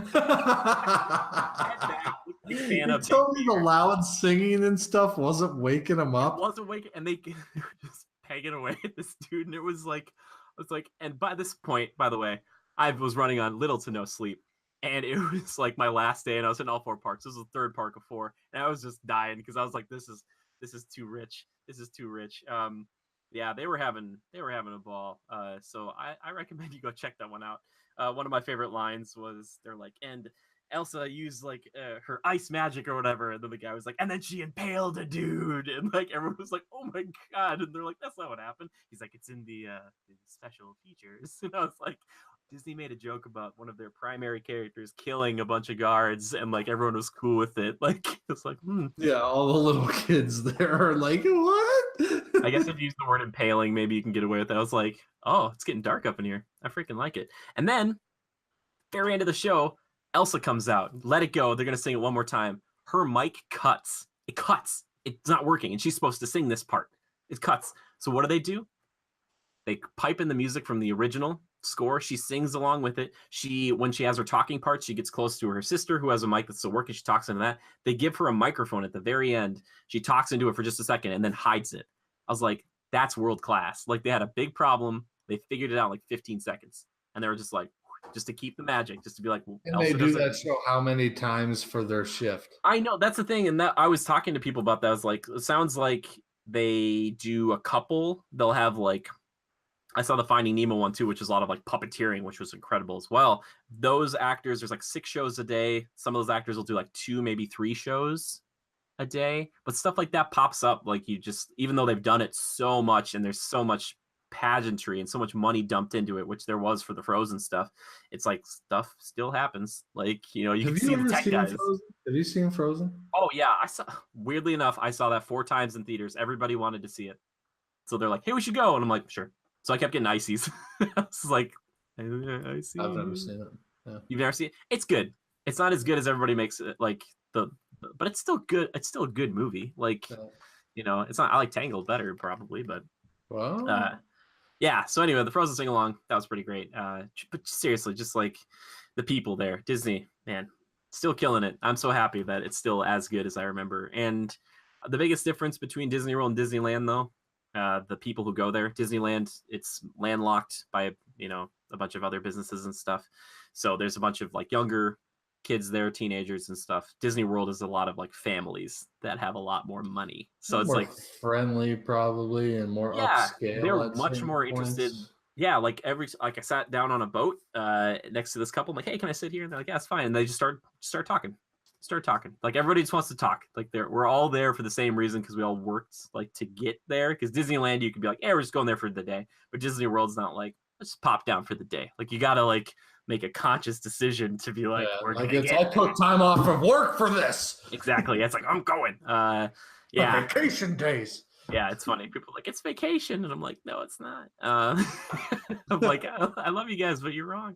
Yeah, I would love to go there and like do like a 7 or 10 day trip, and then just like etch out one day that's just a resort day, just not do anything else, just enjoy the resorts and stuff, because the resorts are really freaking cool. Yeah. So what could you do at a resort, for example? They have if you took a day off. Yeah, so they have like pool parties and stuff. They'll have like DJs and stuff at their pools. They have a lot of different restaurants. So like Vegas style, just not as adults. Yep. And then they also have like adult pools where it's like 18 plus, where it's like a quiet pool where you can go. It's no kids or whatever. I just meant R-rated, like girls and G-strings. That's why I wanted. I was like, right when I said it, I was like, yeah, they're not like, welcome to the adult pool. Clothing optional. Yeah. See Minnie Mouse walk by. No. See, I'm not into the like. Now that I'm back here, I'm okay with like the crass jokes. But like when I'm in there, I'm like, if I hear too many, I was just like Levi made a lot of those. I was just like, not everything here is made to be like, let's poke fun at it and be like, how raunchy. It's just like, just shut up. But I will say, besides that, they've got like arcades and stuff, and they'll play movies at night. They'll have like movies on the lawn. They'll have different like areas for kids to like play and draw and stuff. As far as adults, they'll have like sports and things you can like rent out for like volleyball. They'll have, like basketball, tennis ball courts, places to grill. But yeah, you can just kind of relax there. Yeah. They have spas and things. You can go and like do like a spa day if you want. Movie theaters? They do, I think, at downtown Disney Springs, which is kind of like their big shopping area. I think they have movie theaters again. So Disney World has its own like mall. Yes, they do, basically.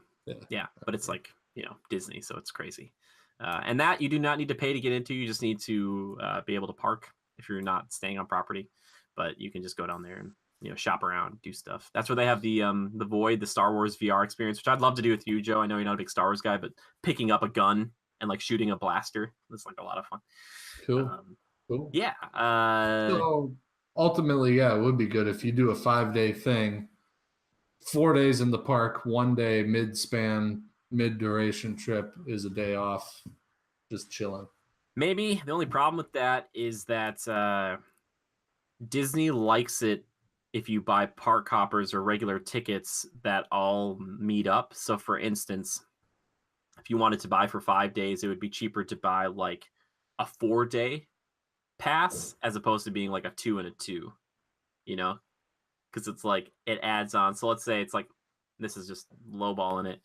If it's $100 for the first day, the next day is $95, the next day is $90, the next day is $85. So if you break that up, it's a little bit more expensive. So you want to like make sure if you're going to buy tickets for Disney, you want to buy them like in a chunk, like one big chunk. But I want a rest day. It's like when I go skiing out in the mountains, I need a mid-trip rest day to let the legs recoup.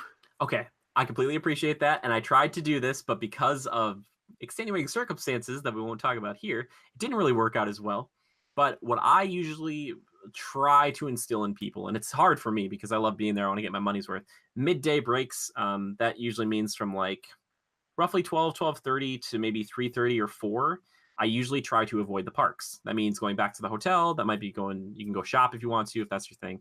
But going and resting your body, if you want to go lay in the pool, the hot tub, you want to take a nap or something, because that makes you fresh. And if the parks are open later, then you get to walk back into a park later that night feeling refreshed and rested. So you're kind of like sleeping or resting twice a day as opposed to just at night, just once. So you've come up with a good alternative. I agree. Yeah, I like that. Yeah, I'd probably go hot tub, relax the muscles, chill, have some sort of slushy, cool ice drink. Yeah, you could do that. You could do that if you want. The problem is like it was like 80 degrees out. I was like, I don't really want to sit in a hot tub right now. Dude, I don't know. It still feels good on the muscles, and you get one of those nice slushy That's drinks. what Levi was saying. I was just happy to sleep. There was like one day I took a nap, and I was just like, I just need this. Like, I need to just be like, No, I hear you. We need to make this trip happen. Dude, next year. Hales, start looking up Delta tickets. Yeah. I did round trip nonstop just because I paid a little more for it, but I like that, and I really do like Delta. No one likes a connection, man. No one. I hate a connection, and we had screens. My little screens in there. The whole flight was those nice. A little over 3 hours. Usually, if you travel from Minneapolis to either Florida or California, you typically get the screens if you're on Delta. Yeah, so that's nice. So, what'd you watch? Oh, I'll tell you that in our next segment, which is called Timekillers. I transitioned into it perfectly. What's the timestamp on this? Oh my gosh, this is running much longer than I thought it was going to be, Joe. So I watched Tag, and I really got to say, honestly, that's the best place to watch that stupid movie. I really thought it was a waste of time, and it wasn't that funny. Holy crap. I give it maybe like a 3 or 4 out of 10. I watched half of it, fell asleep, and then watched the other half on the way back. And I was like, I was waiting for that emotional moment, but it was way too heavy-handed at the end of that thing. It was like, Yeah, heavy-handed at the end. I know what you're saying. Yeah, and it wasn't very realistic or anything like that. It was kind of. I liked like when they showed the actual footage of the real story of those guys playing tag. That was way better because it's like clearly an old man dressed up as like an old woman, like a huge old woman with a walker, and he's just like running across. He's like, gotcha. Can you imagine? I'm just saying. There were some comical parts that I enjoyed. Some of it was absolutely ridiculous, but I don't feel like I totally wasted my time. Sure. They also Maybe censored a lot of it, so sometimes they'd swear and sometimes they wouldn't, and it was very clear. I was like, really? I don't know. Just decent cast. I just didn't really feel it, to be honest with you. But besides that, I watched the first 2 episodes of Sabrina, The Chilling Adventures of Sabrina on Netflix. So I wasn't sure how to feel about the first, but then I was just like, I got kind of mesmerized by the second one. Something, I don't know what they're doing. You know, it's Joe, and they do like that camera lens thing where like it's right here is clear, but everything else is like really messed up. They do that. Yeah, I kept noticing that. I was like, what's going on here? Yeah, but besides that, some of that stuff, some spoilers here and there, light ones, but they have some cool ones. But they have some cool monsters. That well, I guess the Scarecrow one was the one that I was like, oh, that's kind of cool. Uh, it's TV-14, even though it is kind of violent sometimes. But I don't know. I'm gonna keep going with it. I think it's decent. Yeah. Yeah, I like it. I like the cat, the Salem. familiar. Yeah, I keep expecting it to talk. Yeah, me too. I'm so used to it just being like, oh, Sabrina. Yeah, but all the time, in that show, they don't really point out that it's like some sort of like demon-y, ghosty critter. Yeah.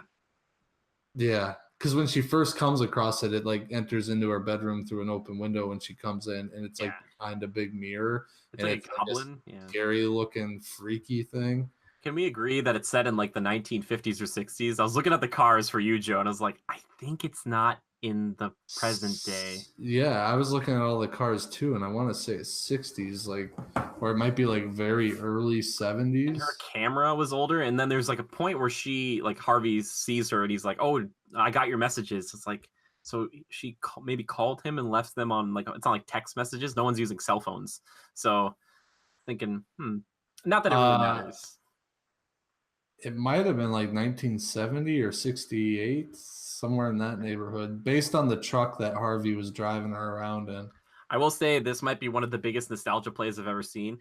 Not only is it hunting for people's old school love for Halloween and the 80s and old school music and like this kind of picturesque, kind of dark little downtown area, like all the little places they go to. But the set and the house that she's in is pretty well done. Like a lot of the things they have in there, and like the school itself, it all feels a little surreal. But I haven't gotten to the school yet. I'm only like a quarter way into the second episode, but it looks to be like a 68, 69 Jimmy. Okay, thank you. I was looking at that, I was like, and I like Harvey's truck. But yeah, I do too. I would drive that thing all day. It's kind of creepy. Yeah, I'm interested to see where it goes. And I will say this, I'm very proud of them because in the trailers for this show, most of the stuff you see in the trailers are in the first 2 episodes. I really thought that whole, like, my name is Sabrina Spellman, blah, blah, blah. Like, that I thought was going to be the finale of the season. Nope, that is, like, right away. So I am excited to see where the next 8 episodes go because they all seem to be about an hour each, and it's 10 episodes altogether. Yeah, they feel pretty long, I'll admit, but yeah, they do keep going. Which isn't. I don't think Cousin's weird. Cousin's a little weird, sure, and the aunts are, kind of not like the one is not very likable. No, I don't think she's supposed. Maybe she'll turn. And that's why I'm interested to see where it goes because you have the one aunt. I think Zelda, the one who's very like by the book, and if you get in my way, I'm gonna kill you. Hopefully, she'll start to turn and be a little nicer because back in the sitcom, not that they have to base it off that, but the aunts were both pretty likable to some degree, and I kind of hope we get some cameos from some of the old cast in this show, just like showing up as a teacher or showing up. That could be kind of cool, huh? Yeah, just like a little something. But yeah, I like the main actor who plays Sabrina. She does a pretty good job. I think her and Harvey are pretty good. Like. Not really much to complain about yet. Yeah, some pretty cool creepy goat demon stuff coming up here, Joe, for you. So yeah, I saw the goat demon deal. Something to look forward to. Again, I would expect most of the stuff that happened in the first 2 episodes to be a season finale to be like, what will Sabrina do? Like, but now it's just like, nope. I like the moment in the maze where where her familiar Salem saves her. The CG didn't work perfectly for me, but at the same time, I really thought that good. I liked it. I was like, ooh, when they first showed that Scarecrow, I was like, oh, that thing looks pretty cool. Like, well done, guys. And then it's just like, yeah. And I like that they mix the kind of the reality, that surreal reality with like some of the magical, because like she goes through this like labyrinth of a hay bale maze, and then like Harvey just finds her on the other side of it. He's just like, why'd you go without me? Like, so it's like, was the maze really crazy? Did they like magify it up and he just walked right through it, or did he just cut around it and he's just like, whatever. Yeah, I think it's cool. I think it's some interesting things going on. I'm gonna keep watching a little bit of it myself. Perfect time of year to watch it. It is. Happy Halloween to everybody, by the way. Happy Halloween. Yeah, actually, by the time you're seeing this, you're into November, but happy Halloween. But anyway. One of my favorite holidays, only because of the reason of, first of all, fall, favorite season. Yeah. Second off, horror movies, monsters, all that good stuff. Ghouls, goblins, ghosts, love it all. I love that whole vibe. Yeah. It's fun. That's why you should move to Anoka, Joe, my hometown, the Halloween capital of the world. Ah, it's the best. I love it so much. Yeah, I you even guys yelled. have a roundabout with a pumpkin in the middle. That's right. I even yelled about that at Disney. I was like, I'm from Anoka, the Halloween capital of the world. Is it gonna be home for Halloween? I'm like, yes, sir. Joe, what have you been killing time with before we wrap this up talking about Halloween? Red Dead Redemption 2. Yeah, I know it's the only thing. I'm so sorry. Like this show's been going on for so long. It's so nice to talk to you again, but like I do just want to play. It's hard because I gotta freaking play these other games. He just wants to play the game. He's like, dude, we gotta wrap up this podcast. I got a game to play. No, that's okay. Talking to you is more important than any game, buddy. I haven't played it today, and I probably won't. Oh well. I'm sorry. I'm the worst. But you play tomorrow. And then you can tell those kids to get off your freaking lawn. Get out of here. Hey, kids, get off my freaking lawn! I had this quick side note about Halloween. Apparently, teal buckets are for people with allergies. I didn't know that. What? So if you want to put out a teal bucket, that is like an allergy conscious bucket.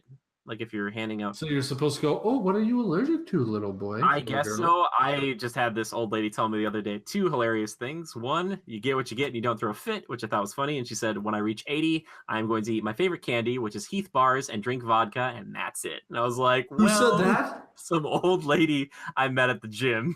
She's like, that's what I'm doing. And I'm like, power to you, lady. Like, that's pretty cool. Yeah, Heath bars are good. She said it was her favorite candy. And I was like, I love Reese's Peanut Butter Cups. But then every time I tell people that, I always feel like I have to go into my little diatribe of like, the Reese's Peanut Butter Cups are like the most wasteful because you got the wrapper around it, then you got the little white cardboard, and then you have the wrapper on top of that. So every time you eat one, you have basically like a garbage pile. Like, yeah. Me personally, I'm a big Kit Kat guy.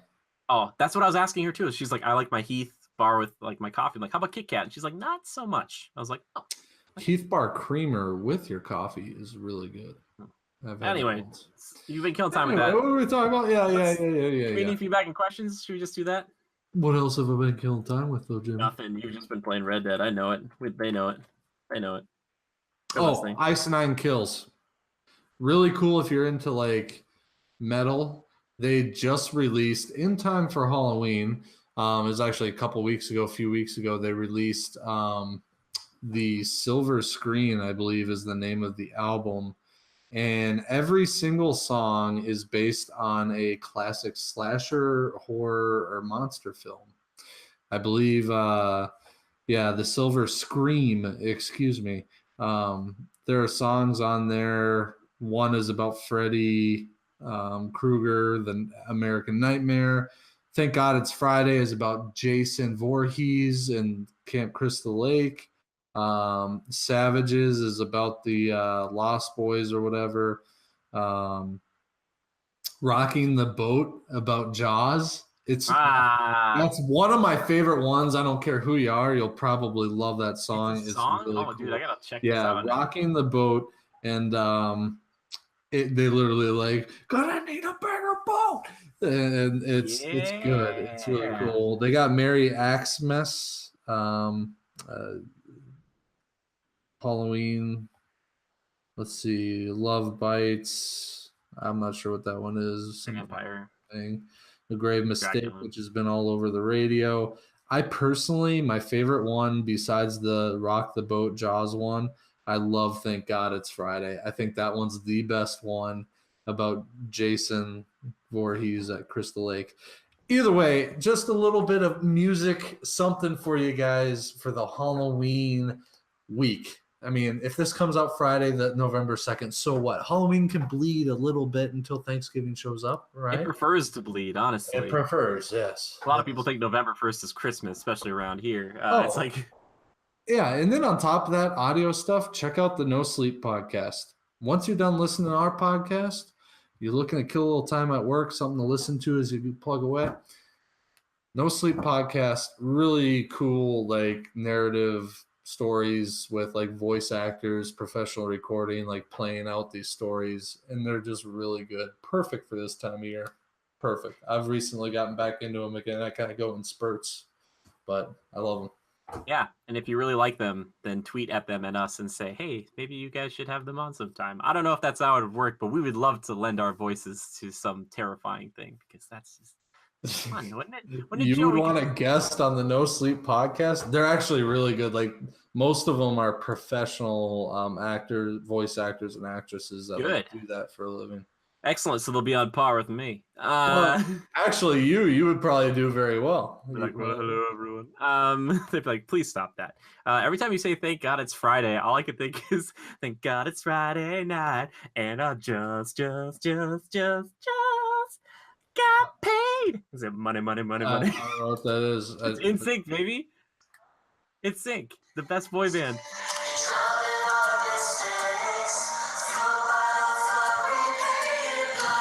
Copyright coming in hot.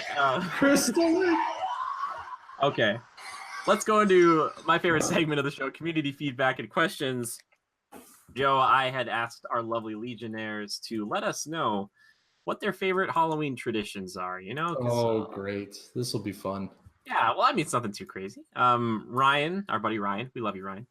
He said, I don't have a tradition, but this Halloween, I'm going to play some Evil Within DLC. That's a good way to spend it. Yeah, Evil Within. Joe, you probably would like that game. And Natalie, I don't know if she's trolling us, but I think she might be serious. She just said, pumpkin spice lattes. Perfect answer. I hope I said it the way you'd have it be spoken, Nat. I can't even. This one comes in. We have a question here on our Discord. Hashtag critical podcast. That's how you get us. But what's your favorite Halloween song? That comes in from Jack S. Favorite Halloween song, Joe? Now, you kind of talked about some new ones. Is there any older ones? Any older ones? The Nightmare Before Christmas, Skeleton Jack, that whole deal. Yeah. Well, how about the Marilyn Manson? Halloween. The Marilyn Manson one is badass. Dude, I love it. I heard a little bit. I don't think it was that version, but they played that down at Disney, and I was just like, "Oh, put on the Manson version." Like, this is Halloween. This is Halloween. Halloween. Manson does a good job. That guy can still rock, dude. Like Korn, I think some monkey from Korn went to one of his shows or whatever, and an Instagram video of Manson just leaning against the fence, just like he is good. He still has it, man. It's weird. Last week we had Sophia on, and she said she saw him 3 times, and the last time she saw him, it wasn't as good. But she said that Rob Zombie was still doing it. He's just like running in circles and singing somehow. Yeah. But Rob Zombie live, apparently, everything I've heard is really bad. But Manson, I'm sure like it ebbs and flows with all those metal rock guys. Like think about Corey Taylor from Slipknot. I mean that guy. I mean, a show almost every night with like 1 or 2 breaks in between them all. And it's just the vocals are so straining and like just a lot is required of them, So I'm sure it ebbs and flows. But from what I saw of him, he was really doing a good job. But. Yeah, cool. For me, one that jumps to mind right away is the HALLOW. UWEN spells Halloween. Like that's a good way to remember how to spell Halloween. Halloween. And the one Joe was talking about there from Nightmare Before Christmas, obviously, is one that. The official name of that song. This is Halloween. I think it's This Is Halloween.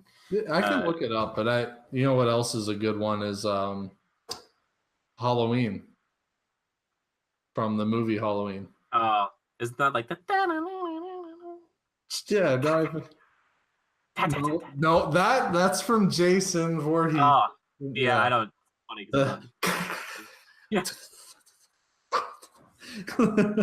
Jason's like, I'm working on my what's it called? Where you throw your voice? Help me out, Joe. The Doppler effect. No, it's like not ventriloquism. Like where you could throw your voice. Help me out here. What is it? Oh yeah, Scooby-Doo did that all the time. What's it called? Ghostbusters theme? No, that and freaking Thriller. If I never hear those songs again, I'm gonna feel really good. Wow. Highway to Hell? Not really a Halloween song. Another one. There's one that came to mind. Yeah, those are probably the ones. Zombie by the Cranberries? No. Is that the new version? No, the old version. There's an old version. This one comes in from Fragadamned, because it's that time of year. Fragadan, our buddy Fragadan. He says, or asks us, who is your Halloween waifu / husbando? So basically, you have to. So for him, he says Elvira is waifu and Pinhead is the husbando for him. So Joe, who are like your Halloween, if you had like a lady or like a guy you respect maybe for you, to be like, oh yeah, if you're like, oh she's, because like a waifu is kind of like your fake, fictional girlfriend from a piece of media. Is any of that spring to mind, Joe, from you? Like a Halloween movie? What kind of Halloween movie or horror movie would I pick to? Yeah, what character would I pick to be my wife? Yeah, waifu. Just so it's not really like your real wife, but it's just kind of like I have a crush on such and such, like Bride of Frankenstein or something like that. How about any female victim in any horror movie ever?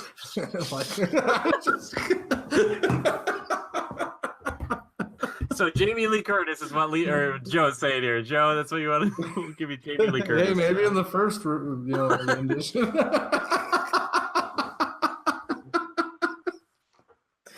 Oh my God! Yes, that's perfect, Joe. Oh man! Bravo. I'm trying to. I feel like it's harder to pick a woman from this because, like, I try to think of like the monsters and stuff. Yeah. Oh, Joe, you should have said. You could say Kate Beckinsale. Yeah, Kate Beckinsale. I was just from Underworld.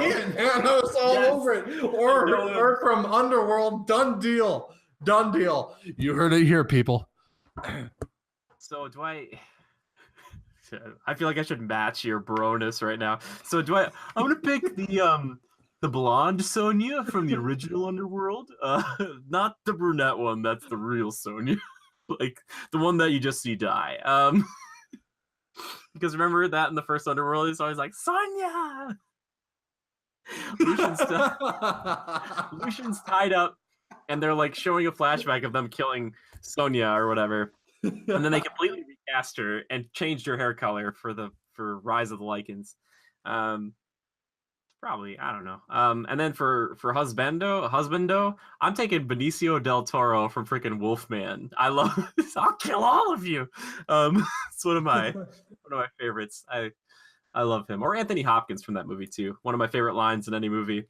Benicio del Toro says to Anthony Hopkins, he's like, "You killed my mother," and Anthony Hopkins completely with like just doesn't care at all. He's like, "I suppose I did." He's just like, that's all you suppose he did. Not a bad movie, is it? It's not that bad. The behind the scenes is really fun too to see how they make the Wolfman run really fast. I like the Wolfman. Yeah, that's crazy. That's cool. We should watch that for Halloween. Yeah, we should. I was thinking about that. Skype me. Let's do it. I want to watch that. Yeah, we can watch that. That'd be fun. That one or Dracula Untold? I'd do either. Dude, old times, baby. I'd do either. Oh, maybe we could do them both. Yeah, we're gonna make our own dark universe. We're just gonna make it up here. Yeah, inner mind, imagination. By the way, I recently watched The Mummy with Tom Cruise. It wasn't as bad as I expected it to be. Like it was kind of there. It was kind of It was kind of like, man, this could have really been something. It just like fell a little short. It's just weird to have a main protagonist that's just like unkillable. Right? I didn't get the impression that he was totally unkillable though. Like kind of is. He like dies a bunch and doesn't die, right? Like does he? Yeah, he crashes in the plane first, and there's like he gets thrown in a truck. Like I should say not unkillable, but he can't die, but then he also doesn't take any damage from like anything. Like he could take stuff and he's like, I'm fine. I mean, at one point he is crawling on the ground, right? I hate I don't like Jake. Gets broken or something. I must have Jake Gyllenhaal. What's his name? His buddy. Jake something. I don't like his character in that movie. It's just so weird. Yeah. Anyway, yeah, we should do that, Joe. I forget what I gave The Mummy. It was not a great summer. No. Claire asks horror game stream when. By the time you're watching this, hopefully I've already done it because I was going to do it on Wednesday a little bit. What was it going to be? I was going to stream Outlast, but I think people want to see me play PT. What's that? It's like a playable test demo, but basically it was for a game that was going to be Silent Hills, and it's just this terrifying like demo of a game that's kind of like a little game in and of itself. On PlayStation 4, that is not you can't download anymore. It's not available anymore. So it's on my PS4 though. But if you got it, you got it.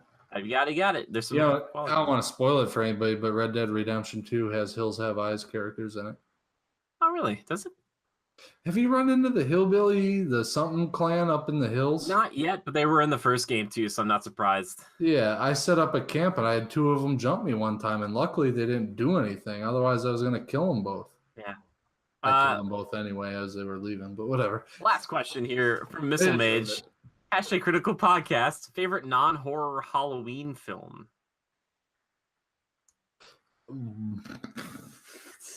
Non-horror Halloween. Yeah. I mean, do you count Nightmare Before Christmas as non-horror? Yes. Also, that whole debate is like, is it a Halloween movie? Is it a Christmas? Guess what? It's whatever movie you want it to be. All right, exactly. You can play. Honestly, it's not the best thing ever. Skeleton Jack's great, but whatever. I am in 100% agreement with you too. People lose their. I appreciate stop motion, but yeah. The Boogeyman scared me so badly when I was a kid. I couldn't fall asleep. Oogie Boogie. I saw a lady dressed up like Oogie Boogie going to the Halloween party. It was pretty funny. Seriously.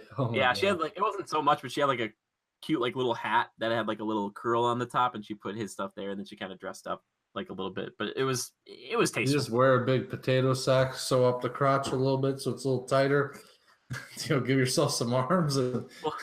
we'll take you to Disneyland. You can see the Oogie Boogie animatronic. You can see God, no. Let's see. Favorite non-horror. Do you count Underworld as non-horror? I mean, it's technically more sci-fi adventure. Yeah, I don't know if it's pure. I don't know. It's not pure horror. I'm counting it. Underworld series, or not necessarily pure Halloween, but yeah. And I stop at Awakening. Awakening sucks. Right, Awakening's the one where she fights the giant lichen thing. Maybe. Blood Wars. That's real bad. You know what? I think the giant lichen thing was worse than that. That's probably true. I don't know what to say about that non-horror Halloween film. I'm trying to think of one that would fit in there because Hocus Pocus is a non-horror Halloween film. It's all about Halloween. I get it. Yeah. I guess I'm gonna go with Joe. Maybe Haley, favorite Halloween movie that's not horror. I don't like Halloween. She does like Halloween in general. This marriage was a lie. I'm thinking it was bring off. Here we go. An annulment live. Happy Halloween, kid. Here, you can have this ring. Focus was one I watched when I was little. Hocus Pocus. Okay, so that's it for you? You never liked any other Halloween movies? Here's a pumpkin, Charlie Brown. Oh. Or is that Thanksgiving? No, I think there's the Great Pumpkin. I'm gonna put that one down. The Great Pumpkin with Charlie Brown. Yeah.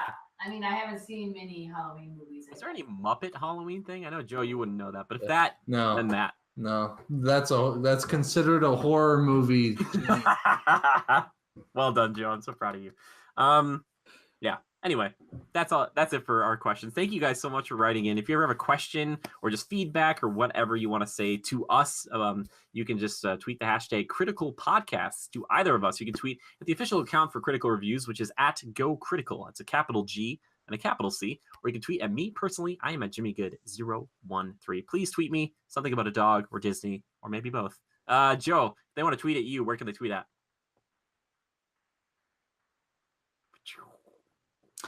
Thanks, Jimmy. They can tweet at Lever _ I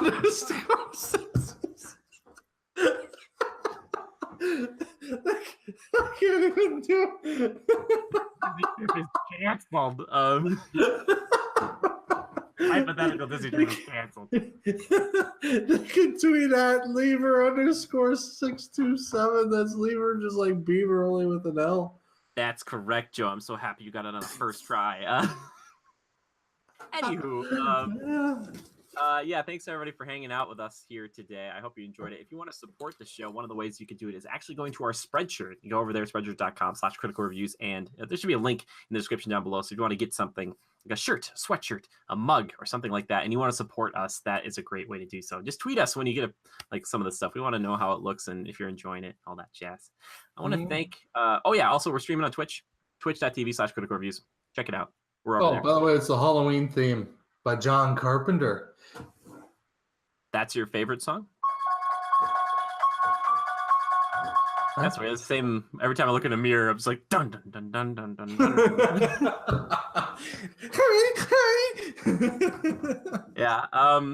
Anyway, I want to thank a few people who helped make this show possible. I want to thank This is Daleb for our theme music, our intro and outro stuff. And I want to thank the one and only Yoren Evers, the guy who does pretty much all the art you see here on the show. Yoren is working on a project right now, and I'm going to read you a brief synopsis if you want to check it out over on his Twitter, over on his Instagram. When David opens a mysterious box that transforms his arm into an alien weapon, he at first uses it for good, to right the wrongs of his high school.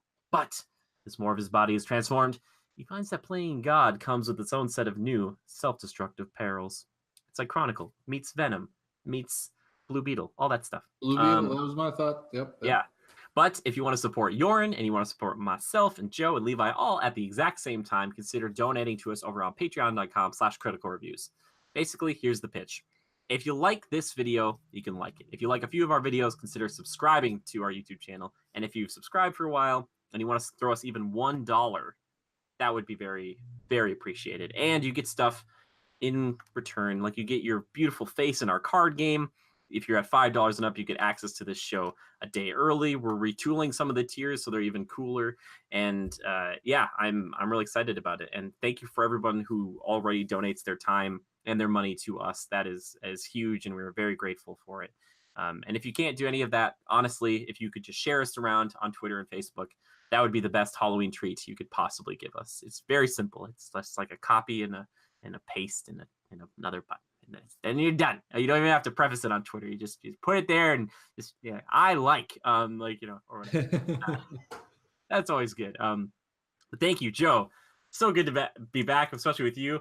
Believe it or not, I don't know how we did it. This is actually maybe going to be our longest episode ever. Last week, I thought it was going to be with Sophia, but I think we're going to trump it. Yes, that was my goal. I knew we could do better. Me and you, pal. Let me check. Let me check quick because I don't want to say that. And then later on, you're like, why did you lie? I can hear it. I can hear the future Joe. It's there. Wait. Yeah, we've already surpassed it. Yep. Yes. So I hope everybody's face. Woo! Look how much content you're getting. Basically 3 hours of us talking. Yeah, and also please just let us know if you like this sort of thing. We would have done it with or without the camera. That's true. Yeah, this is just long form podcasting right here. I hope you enjoy the style. If you have any suggestions, though, please let us know. But anyway, Joe, thank you so much. It's so good to have you back, and I would love to go to Florida with you anytime. It would be. We'll do it. We will do it. And happy Halloween to you, sir, and to the listeners out there. Yes, happy Halloween to you and to everybody else. And thank you so much for dropping by. And just remember to adapt and overcome. And we'll see you next week.